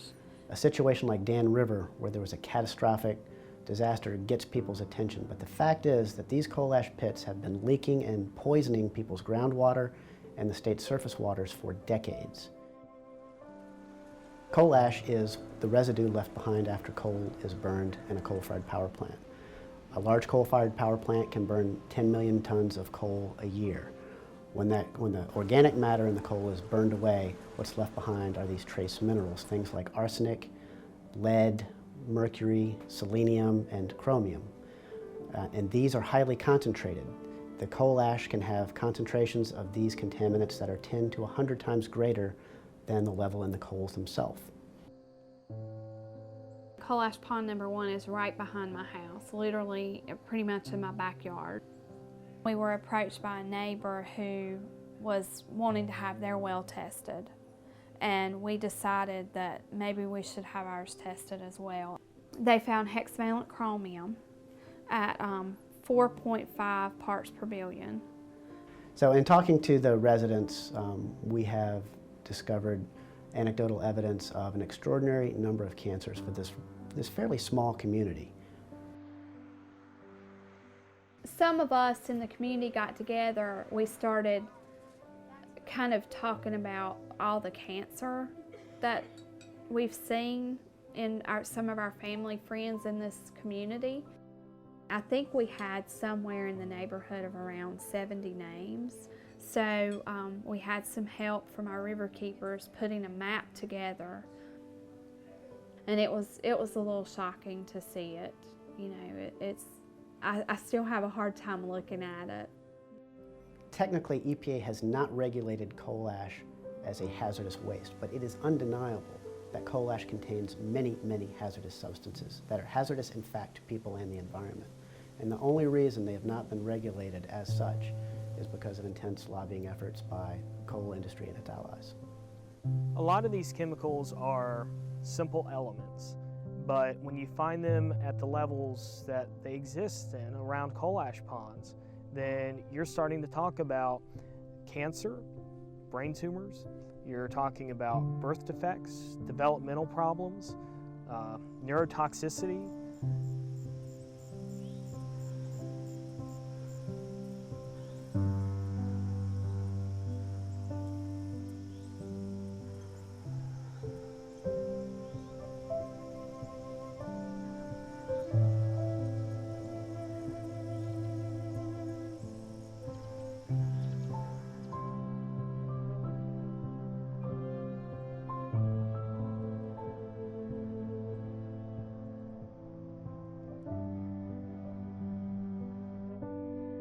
We began to look at legal options, cases that we could bring in court to protect communities and their citizens from these toxic leaking time bombs. In 2002, North Carolina enacted a public financing mechanism for judicial elections. This kept private money out of judicial elections. The repeal of the public financing program in judicial elections in North Carolina creates a dangerous precedent for all, and it gives corporate polluters and other special interests the opportunity to elect the judges that they want. And this is important for us all. Everyone should care about this. Because when you think about the fact that the state and the federal government have basically abdicated their responsibility to regulate these issues, the state courts are the last stopgap. I think this is no longer a problem that's going to go under the radar. It has been exposed, and I am confident that we will ultimately, with the facts, win out and ensure that we have protected waterways. And so this is something that we all should care about. If we're worried about the water we drink and the air we breathe, we have to be concerned about money and judicial elections.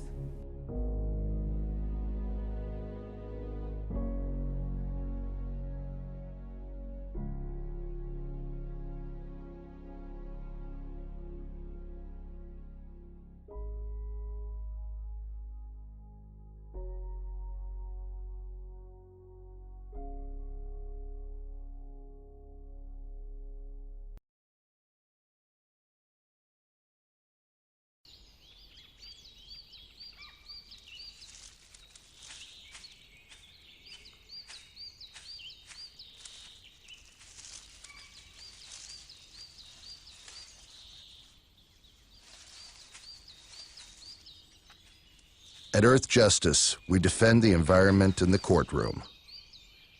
Join our fight. When you take a seat, you take a stand. Earth Justice, because the Earth needs a good lawyer.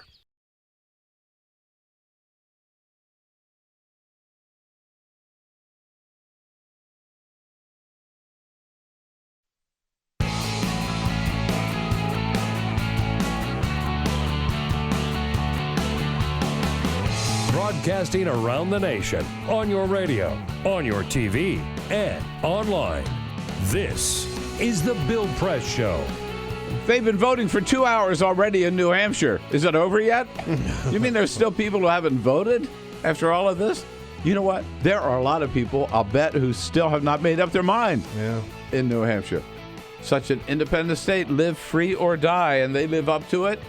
So do we. Hello, everybody. What do you say? It is the Bill Press Show on this Tuesday, February 9. We are booming out to you coast to coast from our studio on Capitol Hill in Washington, D.C. Coming to you live on your local progressive talk radio station nationwide, and also coming to you live on Free Speech TV. Good to have you with us. Thanks so much for joining in. Yes, most of our attention is on politics these days, on the situation first in Iowa last week and in New Hampshire this week, and then on to Nevada for the Democrats and to South Carolina, the reverse order for Republicans. But there's also sort of this cloud looming that every once in a while people say, yeah, we're really obsessed with the politics, but what's happening with that Zika virus we keep hearing about? It is a serious indeed, sort of echoes of our concern about the Ebola virus a year or so ago. Mark Landler for the New York Times reporting the story this morning. Let's just start here. President Obama on Monday requested more than $1.8 billion in emergency funding to fight an outbreak of the Zika virus, which has spread to 26 countries and territories in Central and South America, though not yet to the United States. Let's find out exactly what's going on. Nobody more on top of it, and we are grateful for his leadership on this and many issues. Dr. Tom Frieden, who's the director of the great Center for Disease Control, the CDC. Dr. Frieden, it's an honor to have you with us. Thanks for joining us. Great to be here. Good morning. Thank you. So first of all, tell us, how serious is this Zika virus, and haven't there been some cases reported in the United States? Well, first, the key thing to understand about Zika is that from what we understand today, the major risk is to pregnant women. So the focus here is to reduce the risk in pregnancy. We don't yet have definitive information, but it does look increasingly likely that the association between Zika virus infection and a very serious fetal malformation called microcephaly is real and causal. We're not certain, but it looks that way. And that's why we've emphasized that women who are pregnant should not travel to places with Zika spreading, and women who are pregnant in such areas should strictly protect themselves against mosquito bites. Now, the United States includes Puerto Rico. The Commonwealth of Puerto Rico is a U.S. territory, and Puerto Rico has had very large outbreaks in recent years of the dengue virus and of chikungunya virus. And those two viruses are both spread by exactly the same mosquito that spreads Zika. We've already seen several dozen locally acquired cases of Zika virus in Puerto Rico. So right now, the real concern we have is that we could see very substantial spread of the Zika virus in Puerto Rico, and that's one of the things that really makes it urgent that we have a rapid action on the request for emergency supplemental funding. And is it only transmitted by mosquito bite?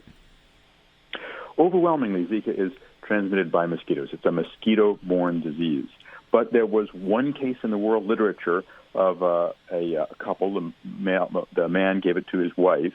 That was almost a decade ago. And then Dallas reported just last week another case of apparent sexual transmission of Zika.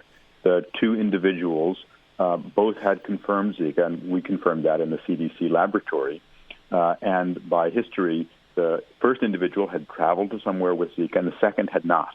So that does look like sexual transmission, and that's why, again, with this focus on reducing the risk to pregnant women, we've said that if a male has traveled to a place with Zika and his sexual partner is pregnant, that they should use a condom, protection, or abstain until either we find out more and we can figure out how long a male might be infectious after he has the infection, or we're able to do tests to rule out that he has the infection.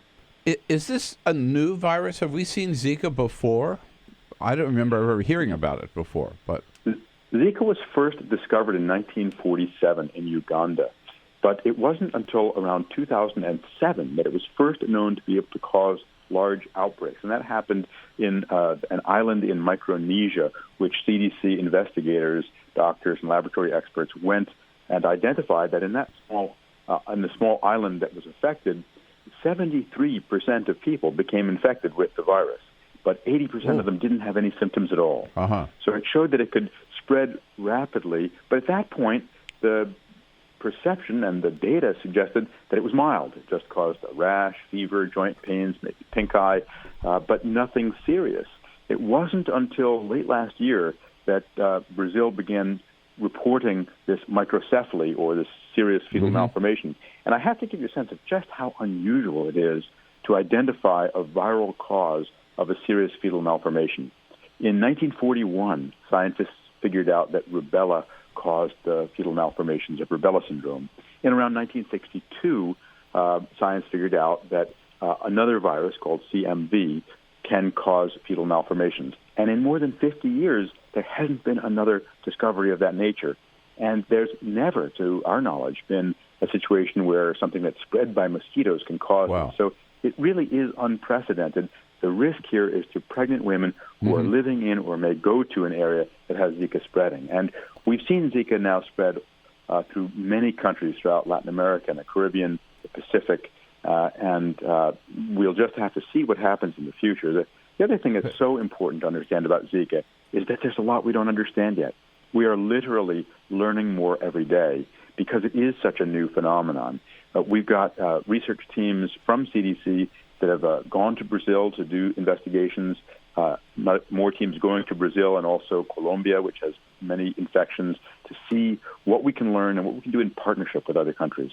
Dr. Tom Frieden, our guest director of the CDC. So what precautions are you taking, or preventive measures, to prevent this virus, Zika virus, from establishing camp in the United States, if you will? I mean, these mosquitoes, could they just fly here and start infecting people, or is our climate conducive to that? There are two kinds of mosquitoes that spread this virus. One spreads it well. The other doesn't spread it very well. Well, let's get the ones that don't spread it well. Right? Yeah. The one that spreads it well, Aedes aegypti, is present in southern states, Puerto Rico, and the U.S. territories. And in those areas, you then have the mosquito that can spread the virus. But you don't need only the mosquito. You also need the human environment. And where there is explosive spread in places like Brazil and Puerto Rico, you have less air conditioning, more outdoor activities, many houses that may not have screens, more crowding. A few years back, we did a study on dengue, which acts very similarly in terms of how it spreads, not the disease it causes, but how it spreads. And we studied a community on the Texas-Mexico border, Brownsville and Matamoros. And what we found there was that even though they share a very similar climate and environment and travel and population, the rate of infection with dengue was 8 times higher south of the border than it was in Brownsville, Texas. And the reason for that was air conditioning and crowding. If you have air conditioning, you're much less likely to have the number of mosquito bites, and if you're more crowded, it's very easy for the mosquito to spread the virus rapidly. Well, I'm not sure I understood you. Are these mosquitoes capable of spreading the virus? Do they now exist are they found in the southern United States? Yes, they do. That's why we've had in Florida and Texas, we've had small clusters of dengue infection in the past that are locally acquired. But no Zika contamination here in the United States as of yet, correct? From mosquitoes? Not outside of Puerto Rico. Puerto Rico is part of the United States, and we have had more than 24 infections, and we anticipate that there may be more. We do anticipate that we could have some local spread of Zika in some of the places that have had Zika, that have had dengue or chikungunya virus before, including Hawaii, which has had some challenges with dengue in the past. That's why our focus is protecting pregnant women and emphasizing that if you're pregnant, don't travel to an area that has a lot of Zika. If you're in an area that has Zika spreading, there are very specific things you can do to protect yourself. Wear DEET, use long sleeves and long pants. You can wear clothes that have treatment by insecticides that repel mosquitoes. And if possible, you can stay indoors in air-conditioned space or at least with screens on. Are you recommending those steps for American citizens in the southern states? What is your advice to people about how to prevent? You mentioned about insects using a condom if someone's been exposed, but just for average Americans, what are your recommendations for precautions people should take? If you're not pregnant, we haven't made any specific recommendations other than to reiterate that if you're traveling to a place that has dengue and other mosquito-borne diseases, you should protect yourself against mosquito bites. For the communities where dengue has spread in the past and where these mosquitoes are present, it's important that the public health and environmental health and mosquito control entities work together to improve the way we track and respond to mosquito infestations. It's possible to reduce mosquito populations by reducing standing water, by applying what's called a larvicide that kills larvae or baby mosquitoes, and in some cases by spraying. But this is something that's done better in some places than others. It's important. It's a day-to-day difficult effort, and that's another aspect of the emergency supplemental request because we think there are gaps in our protection against mosquito-borne disease in parts of the U.S. You know, I'm old enough to remember, I grew up in Delaware, right? And I remember planes used to come over and spray. I think it was DDT probably they were spraying to kill mosquitoes in the summertime. Is spraying still an effective technique? Not DDT, but something. Spraying is still used. It has limitations.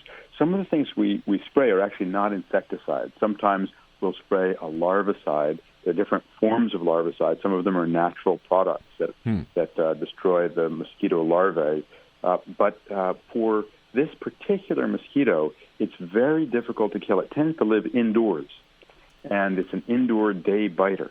So efforts to get rid of this particular mosquito, this Aegypti, are quite challenging, and that's another reason why it's so important that we get additional resources. One of the things that we'd like to better understand is how can we control mosquito populations and protect pregnant women, reduce the risk to pregnant women in places like Puerto Rico, which are at significant risk and are part of the U.S., and also can we develop better tools?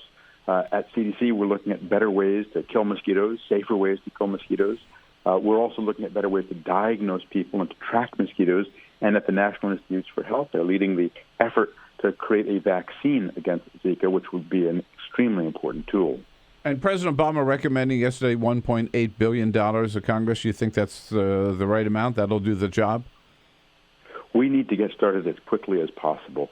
And it's very important that we have additional resources that we can then make available to states and localities that need to ramp up their activities so that we can ramp up the diagnostic testing so people who want to get tested for Zika can get that test, so that we can have a very robust and urgent response with Puerto Rico, which is facing the possibility of many, many Zika cases in the weeks and months to come, and significant risk to pregnant women. So there's a lot that we need to do quickly. Right. Now, you've been very generous with your time. Let me just ask you one final question, Dr. Frieden, Tom Frieden, director of the Center for Disease Control. How alarmed? Speak to our listeners and our viewers this morning. How alarmed should Americans be about this Zika virus?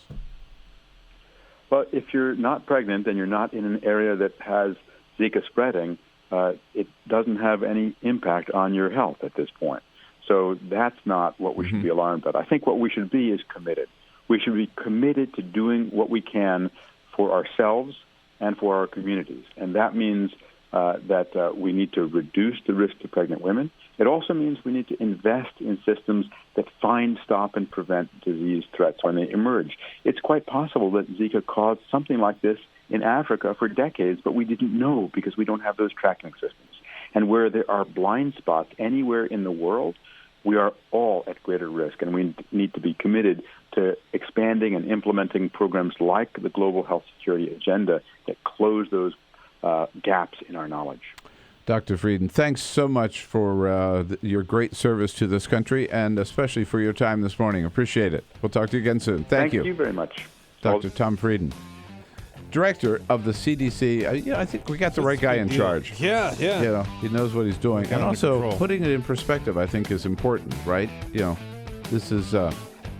people are not panicking like they did about Ebola. Right. But to take it seriously and localizing the threat and then taking the appropriate action, I think, to make sure that people aren't exposed. Stay indoors.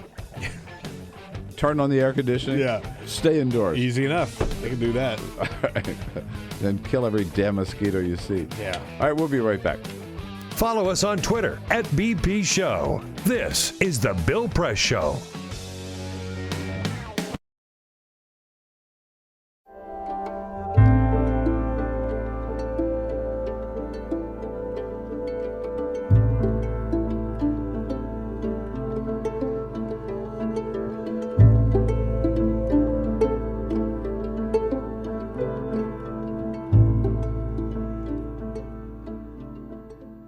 Today, in this country, we are having a conversation about police violence, the killing of black men, and what all that means. It is sad that this is happening and that every day there's a new incident to cause us to keep thinking about it and talking about it. But it is extraordinary that the American people are having to deal with this every day, whether you're watching CNN or MSNBC, Fox, or ABC News. All the news channels are talking about police violence and what does that mean against black people. Many people probably look at that, certainly have looked at it in the past, and they have said that these poor black men are doing bad things, and that's why they are ending up in confrontations with police without any understanding of their lives of these poor black young men. Part of what has been going on for decades is that poor black people live in communities that suffer from hyper surveillance of the police. The police are more likely to be in their communities. The police are more likely to arrest them.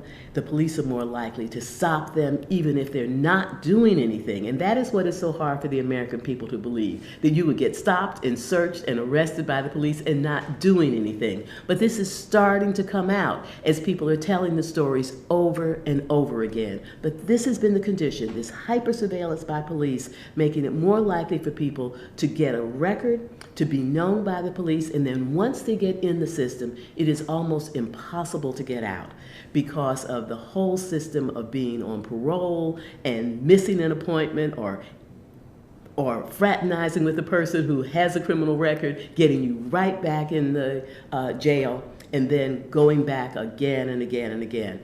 This is coming to be seen by the American people in a way that it has never been seen before. But why are people in these communities in the first place?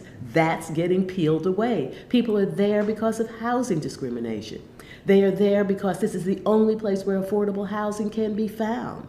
They are there because that's where their families live, and people are drawn to being in communities where they are comfortable. The combination keeps people in these low-income communities where they are an easy target for hyper-surveillance and then everything that comes from it. And so as we think about these issues, we have to understand that while you as an individual in this society, as a white individual, you may not carry personal racism, but that does not keep the system from operating in a racist way.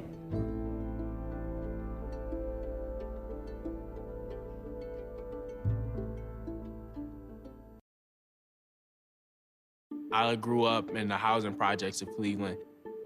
I didn't even know that life could be any better than it was. Education for me has been a way to get away from the agony of what was normal life. I want to be able to impact the community, not just look back on where I came from, but to reach back to where I came from and pull some people up with me.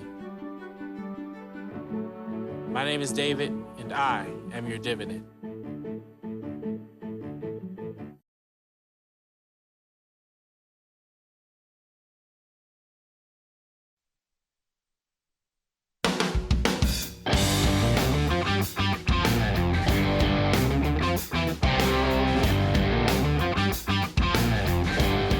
This is the Bill Press Show. At 26 minutes after the hour, the Bill Press Show, Josh Letterman from Associated Press, White House correspondent, here in studio with us for the next half hour. Catch up with Josh on what's happening down at the Maison Blanche and also up in New Hampshire on the campaign trail. Don't know whether you heard, I have a new book out, and I want you to check it out. It's called Buyer's Remorse. Oh, we've heard that you have a book out. Oh, no. Really? Yeah, just watch the news. Yeah, it has gotten a little buzz there. But seriously, you can go to Amazon.com, order as many copies as you want, go to your local bookstore. Also, if you want a signed copy, a special copy inscribed to you or to someone you would like to gift to, easy way to do it. Go to our website, BillPressShow.com. Let us know how you want it signed. We'll get it out to you right away with the mailer, the postage, the whole shebang, and the book. And it's $27. Buyer's Remorse: How Obama Let Progressives Down. The campaign yesterday, especially on the Republican side, no end to the name calling back and forth. Perhaps the worst of all was Donald Trump was asked last night by a woman in the audience who suggested that Ted Cruz was I can't say the word, a part of a woman's anatomy. And Donald Trump, rather than saying, oh, come on, you shouldn't say something like that, he, of course, just repeats it. You're not allowed to say, and I never expect to hear that from you again. She said, I never expect to hear that from you again. She said he's a That's terrible. Terrible. Look at the crowd. Yeah. Jesus. There were 5 or 6,000 people there last night. I saw Jim Acosta's report on CNN, and he said, the crowd loved it, right? And, but at this point, we know that there's nothing that Donald Trump can say that will get him in trouble. Right. Yeah. Are people not going to vote for him now? And he I don't defends think it now so. because he said, she said it first. I didn't say it. She said it first, right? He's always blaming somebody else or something. Jeb Bush had the right word for Donald Trump yesterday. Loser. All right, let's come back with Josh Letterman. This is the Bill Press Show.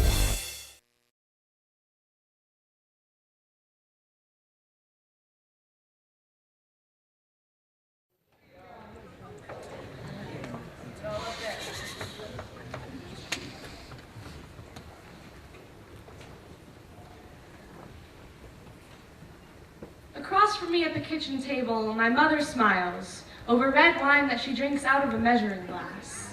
She says she doesn't deprive herself, but I've learned to find nuance in every movement of her fork, in every crinkle in her brow as she offers me the uneaten pieces on her plate. I've realized she only eats dinner when I suggest it. I wonder what she does when I'm not there to do so. Maybe this is why my house feels bigger each time I return. It's proportional. As she shrinks, the space around her seems increasingly vast. She wanes while my father waxes. His stomach has grown round with wine, late nights, oysters, poetry, a new girlfriend who was overweight as a teenager, but my dad reports now she's crazy about fruit.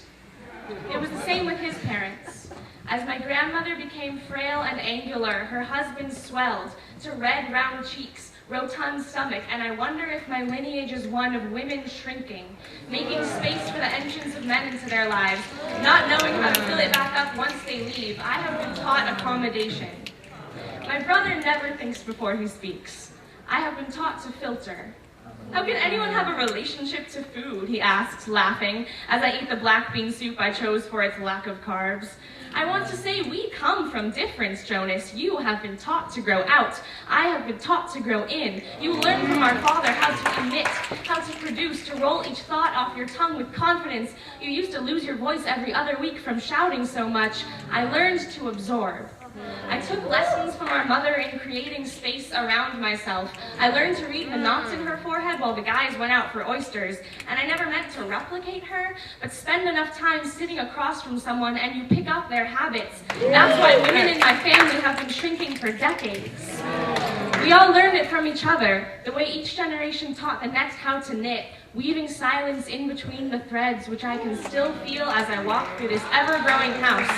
Skin itching, picking up all the habits my mother has unwittingly dropped, like bits of crumpled paper from her pocket on her countless trips, from bedroom to kitchen to bedroom again. Nights I hear her creep down to eat plain yogurt in the dark, a fugitive stealing calories to which she does not feel entitled. Deciding how many bites is too many, how much space she deserves to occupy.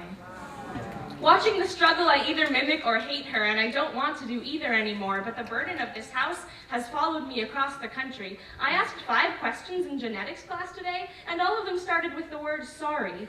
I don't know the capstone requirements. I don't know the capstone requirements for the sociology major because I spent the whole meeting deciding whether or not I could have another piece of pizza. A circular obsession I never wanted, but inheritance is accidental. Still staring at me with wine-soaked lips from across the kitchen table.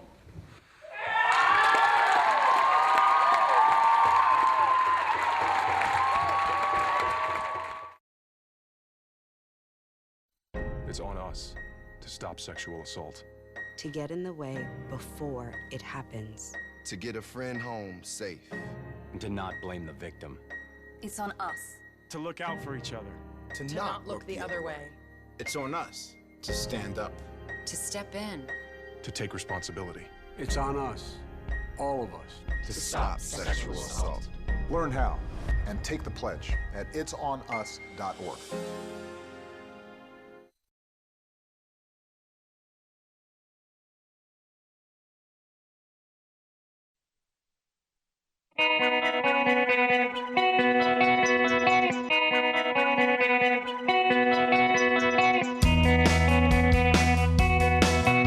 Streaming live video right now at youtube.com/TawkrTV. That's TAWKR-TV. This is The Bill Press Show. You bet it is. 33 minutes after the hour. How about it?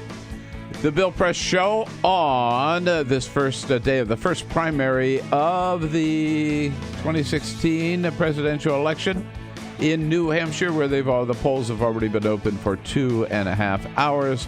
But of course, the voting started at Dixville Notch and those couple little towns nearby at midnight last night, where the results were announced. Bernie Sanders over Hillary Clinton and Dixville Notch 17-9. And John Kasich, Ted Cruz, and Donald Trump tied among the Republicans for 9 votes each. We've got it all covered here on the Bill Press Show. Good to see you. Coming to you live from Washington, D.C., where we're brought to you today by the International Association of Machinists, the good men and women of the Machinists Union. They are at work sharpening America's edge on the global economy, keeping those great manufacturing jobs here in the United States. And for more information, go to their website at goiam.org.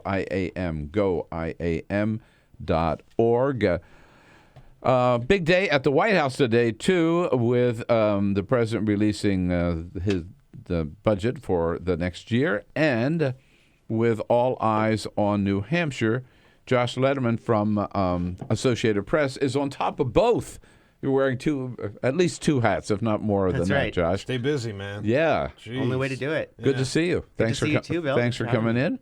And so this annual rite of the budget release, right? Right. They go across the street to the South Court Auditorium, and they bring in the budget, different heads of different people with different responsibilities for the budget, right, who explain it all to us, and then the president comes in.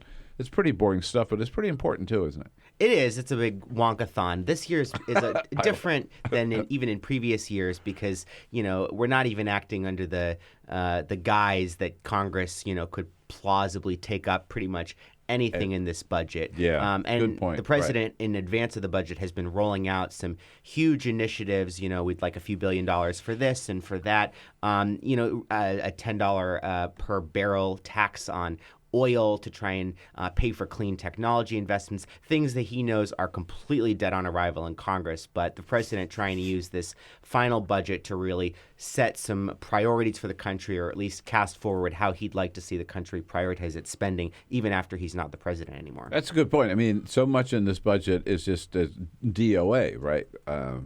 Because there won't be enough time or any inclination to give him something as he's going out the door.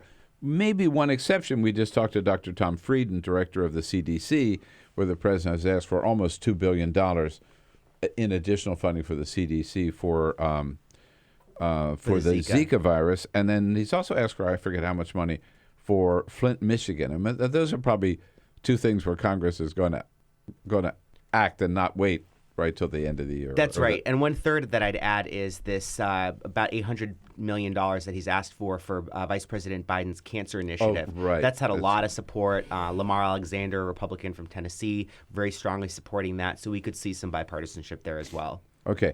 Now, so let's talk your other hat. Sure. Put your other hat on with 2016. Would you have predicted 6 months, 8 months, 12 months ago that we would be in New Hampshire for the first primary, and it looks like the winners will be Donald Trump and Bernie Sanders?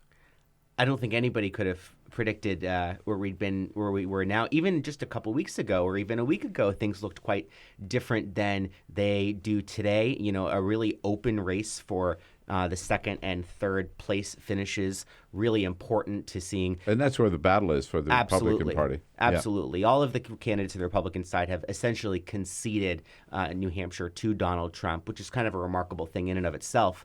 But they're seeing multiple tickets out of New Hampshire into South Carolina and trying to angle for those number 2 and 3 spots. And on the Democratic side, it seems that the challenge really is Bernie Sanders trying to win with as big a margin as he can, and Hillary Clinton trying to lose with as small a margin as she can. Right. We're fully in the realm of expectations setting and the expectations game here. But I think if Clinton thinks if she can come out of this without looking like she gets totally, resoundingly defeated, then she'll at least be better positioned going into these southern states that are a lot better for her demographically, where Sanders doesn't have nearly as much support as he does in somewhere like New Hampshire. Right. How far could this go? I mean, realistically, this could go the Hillary and Bernie primary. Well, gosh, how long did it go in 2008? Remember, it felt like forever. Yeah, it really did. It went on for a while. It went like into June, I think, or something. I mean, Holy long cow, time. can you Yeah. imagine? No, this could go because the difference is the way the democratic system works. Delegates are in most states, if not all, are given out proportionately. Right. So, like, barely, we still say Hillary won Iowa, right? Yeah. But she didn't get all the delegates. She got maybe 4 more than Bernie did. Right. And so if you go through, I forget how many delegates now, I've got it written, 23 delegates in New Hampshire. So, Bernie will get some, she'll get some out of New Hampshire. So this could drag on, maybe not all the way to the convention, but a lot longer than people thought. Right. And the key question there is if this goes on that long and the candidates really beat each other up for months and months, to what extent does that weaken the eventual nominee heading into the general election? At least Democrats can count on the fact that Republicans have their own, slugfest going on their side. And it didn't hurt Barack Obama. I mean, I think he was a better candidate, and Hillary was a better candidate because they had a good, healthy, robust primary, which it turns out we're having this year as well, even though people may not have expected Bernie nobody expected him to do as well as he has. So that leads to, so let's say things break down, and I've heard the Clinton people say, and some of them have told me, they felt that if they could get Bernie down less than 10, right, in single digits, then they could say, oh, this is just a fluke because he comes from the next door state. It looks like that's not going to happen. It's going to be double digits. But so let's for this sake of this discussion, assume it's somewhere 10 plus, right? Not 30, but 10 plus. And he also came in so close to Hillary. She barely won in Iowa. What do you make of the story that Glenn Thrush, our friend from Politico, wrote yesterday, saying that there's talk about a major shakeup inside the Clinton operation after tonight? I think we will see changes in the Clinton operation. I think they deny it now. Well, she conceded on an MSNBC interview yesterday that they're going to take a hard look at things and they're going to make some tweaks. So I think it's a matter of semantics and whether they bring in a few people here, they rearrange who's doing what on the inside and they call it a few tweaks. It may be more substantial than that. We'll have to see. But certainly the Clinton team really pushing back on this idea that was so damaging to her in 2008, that her campaign internally was a mess. The idea of backbiting and infighting that Glenn and Annie showed so well in their piece, really something they're trying to avoid this time around. Right. I was on CNN with David Axelrod last night, and I told him, I said, David, when I read that story, I thought of you. Does this remind you of 2008? What did he say? Absolutely. It really? Was the same thing, right? That he, with running President Obama's campaign at the time, and when they started doing well, right, a couple of things happened. One, that are so reminiscent for him, right? One is they started making some changes, right, in the campaign, adding people more than getting rid of some people. And two, they put Bill Clinton out as the attack dog. To their credit, though, I'd say Clinton, their campaign this time around has been a lot more disciplined. We haven't seen the kind of leaks we saw in 2008. Right. Yeah. They seem to have their surrogates. No, Robbie Mook, I said Mook, I think. I always pronounce it Mook, but anyhow. He's a good campaign manager, and he's done well. You're right. They've had a tight ship. But, the reason I think the story is accurate, first of all, Glenn Thrush is a damn good reporter. He's got great sources. And Annie, who wrote the story with him, what's her last name? Carney. Number one. But number two, the reason I think the story is accurate is because the Clintons are smart. And they're not going to have all this money and all these people and all this army and see that, holy crap, we almost lost Iowa. We only won by 0.25. And, oh, my God, we lost New Hampshire by double digits. and not make some changes. Right. They're not going to kid themselves and say, we're doing just fine. Right. Well, I think the key question here is how much of this is in the Clinton campaign's control, how much is a result of their missteps, and how much of it is related to factors that they could not have predicted. I think this fascinating development we saw over the past few days with this push by some of these first-wave feminists to try and, say these, young women should be really supporting Clinton, that really backfired on Clinton's campaign, really illustrated how much the factors that Clinton thought was going to help her really are not materializing. Yeah. Jamie, we have that one of those clips. You're referring to the fact that at one event, so she's losing support among young women. We know. I mean, Bernie Sanders in the caucuses, it was 84. Yeah. Young women in the caucuses, 17 to 29, right, went for Bernie Sanders in Iowa, 87% to 9% for Hillary. I mean, which is just stunning. Yeah, it is. So what do you do about that? Well, you bring in Madeleine Albright and Gloria Steinem in New Hampshire. They went to this rally, and here's Madeleine Albright's message. A lot of you younger women don't think you have to, it's been done. It's not done, and you have to help. Hillary Clinton will always be there for you, and just remember, there's a special place in hell for women who don't help each other. Yep, you're going to hell if you don't vote for Hillary. That was a inopportune comment, I think is the way we put that. Right. Only matched by Gloria Steinem saying the only reason the girls are going over there is because that's where the boys are. Boy they're crazy. Looking for dates. They're boy crazy. But also, how many young women that Clinton campaign is targeting are like, oh, yeah, Gloria Steinem. You wonder how much relevance someone like Madeleine Albright, who, was probably Secretary of State when a lot of these people were, in there. Yeah. They were toddlers. It's not the same kind of thing for the older generation that still, for the most part, the women are still sticking with Clinton. I just don't know how smart of an idea or plan it is to have two feminist icons talking down to women. Right, exactly. They are, both of those statements are condescending towards women, and these are like you said, these are the young women have looked up to these women since the moment they were able to form thoughts. You right? know what? I don't even think Chelsea, right, is the right one to be talking to those women. No. Josh Letterman here with us from AP on all aspects of 2016, this whole primary, and now we move on to Nevada for Democrats and to South Carolina. 866-55-PRESS, the toll-free number, and you know how to give us your comments on Twitter, @BP Show. We'll be right back.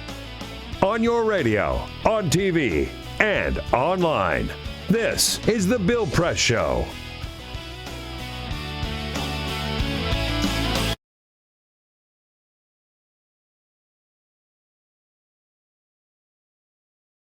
On opening body bags after Typhoon Haiyan. I can only imagine it like unearthing a scab. Zipper breaks open one by one. Mothers trying to dig through themselves an umbilical cord to lend life to a limp ghost. There is not enough relief here to hide the scent of what this child used to be.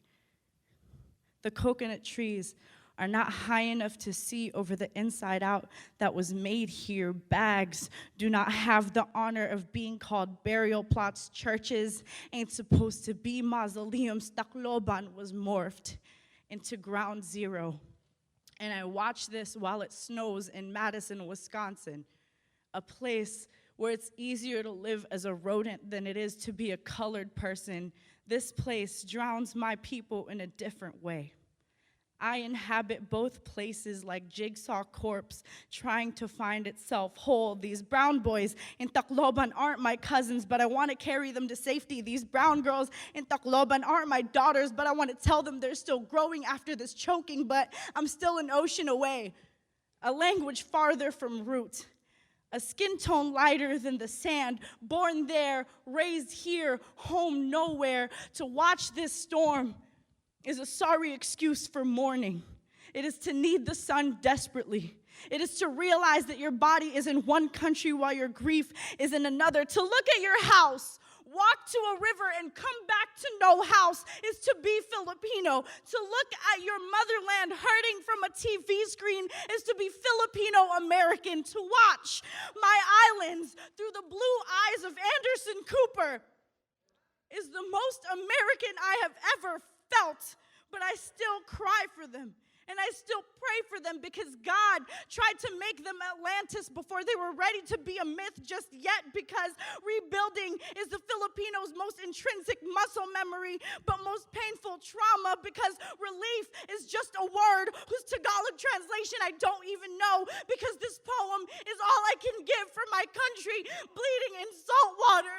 Hail Mary, full of grace, the Lord keeps trying to drown us. Hallowed be thy bodies.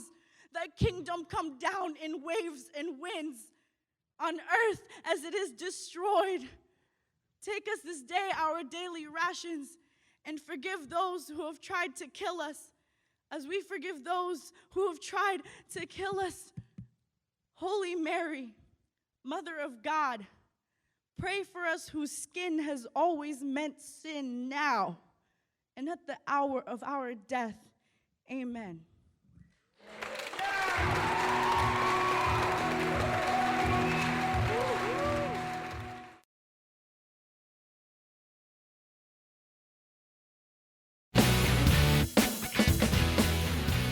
Help keep all the presidential candidates straight with your progressive headquarters for the 2016 election. This is The Bill Press Show. 11 minutes before the top of the hour on primary day, New Hampshire 2016. Do we have any returns yet, Peter? No, not yet. Not yet. Get on top of it, dude. I mean, come on. Call those precincts. I gotta get. We know what happened in Dixville Notch and all the other ones, but we gotta find the other one. All right, we'll find it. Josh Letterman with us from AP.org, of course, Associated Press. He sits right in the front row, right in the middle seat. Ghost of Helen Thomas right. in the briefing room. So there is also a Republican primary going on today. We talked about, or alluded to, the battle for second or maybe third place. They're pretty important this time around. What's it look like? Well, it looks like, we've got a number of candidates that really have a shot at that. Marco Rubio had been the favorite for, kind of an upset in New Hampshire, just coming out of the Iowa caucuses. Now it's looking a little unclear, unsure whether some of his support may have been dampened after his debate performance.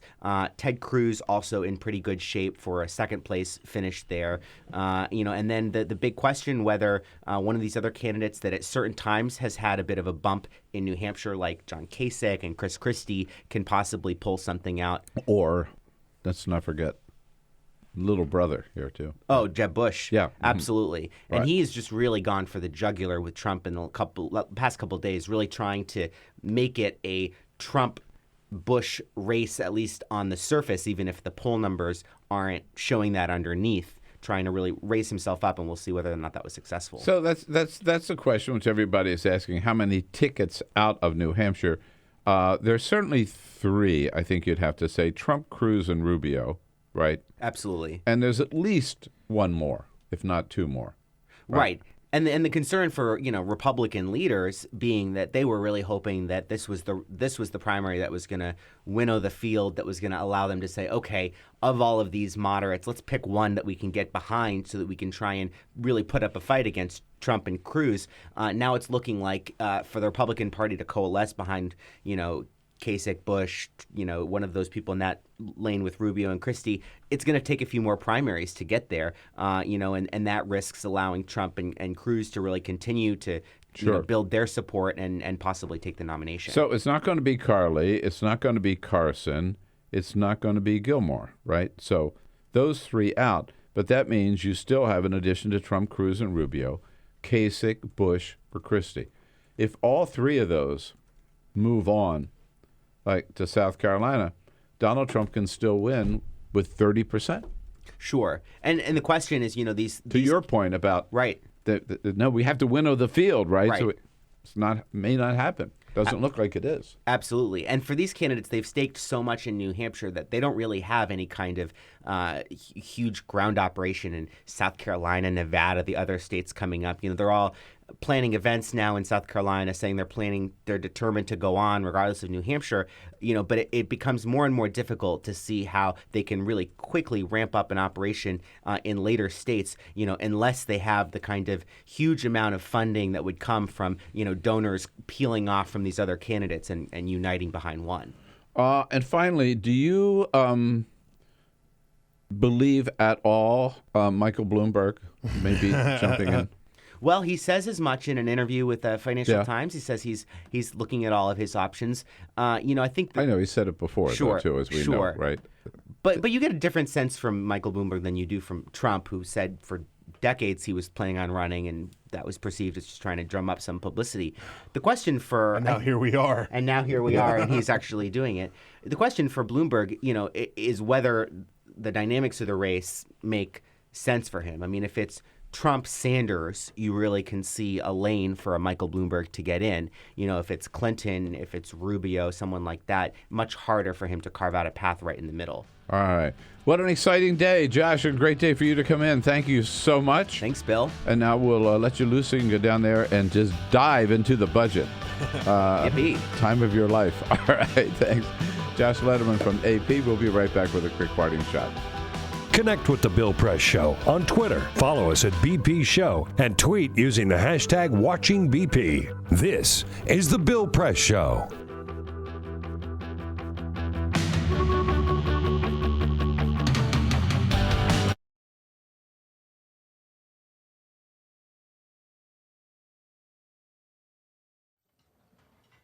For my 6th birthday, my grandpa gave me a Rubik's Cube. I'll always be able to remember its edges, hold it in my hands, heft the weight of an overwhelming problem. I remember him telling me about it. How Rubik's Cube has 43 quintillion, 252 quadrillion, 3 trillion, 274 billion, 489,856,000 possibilities. He told me it can be really confusing sometimes. But to look at the center squares as a reminder of what color each side should be. Shift. We're celebrating his 50th wedding anniversary. He and Grandma are dancing a dance that only fragile legs and wrinkled hands know how to. That type of happiness took him 70 years to earn. The white side of the cube is solved. Shift. He tells me about how he met Grandma. His college friends had a sunset picnic. She was there, as beautiful as an unsolved puzzle. She was a red-headed scramble on an orange tile sky. Shift. The walls of the hospital are blue. The nurses explain that his memories had become jumbled. Strangers in family portraits, pictures with mismatched faces. Alzheimer's has made his mind into a Rubik's Cube. Shift. He's a highway patrolman. His car is white. No, it's blue. He worked there for 30 years. Some nights he still does. Time is a complicated algorithm. Shift.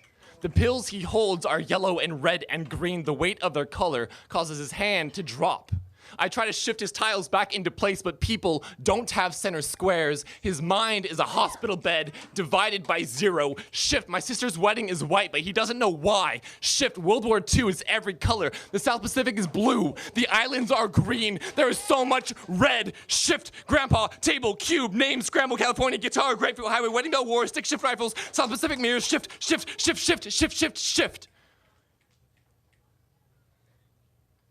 The temperature of his hands is blue. Death is colorless. I will always remember his edges. Hold him in my hands. Heft the weight of an overwhelming problem. I was unable to attend his funeral. I never found out the algorithm to solve him. A Rubik's Cube has over 43 quintillion possibilities. A casket only has one.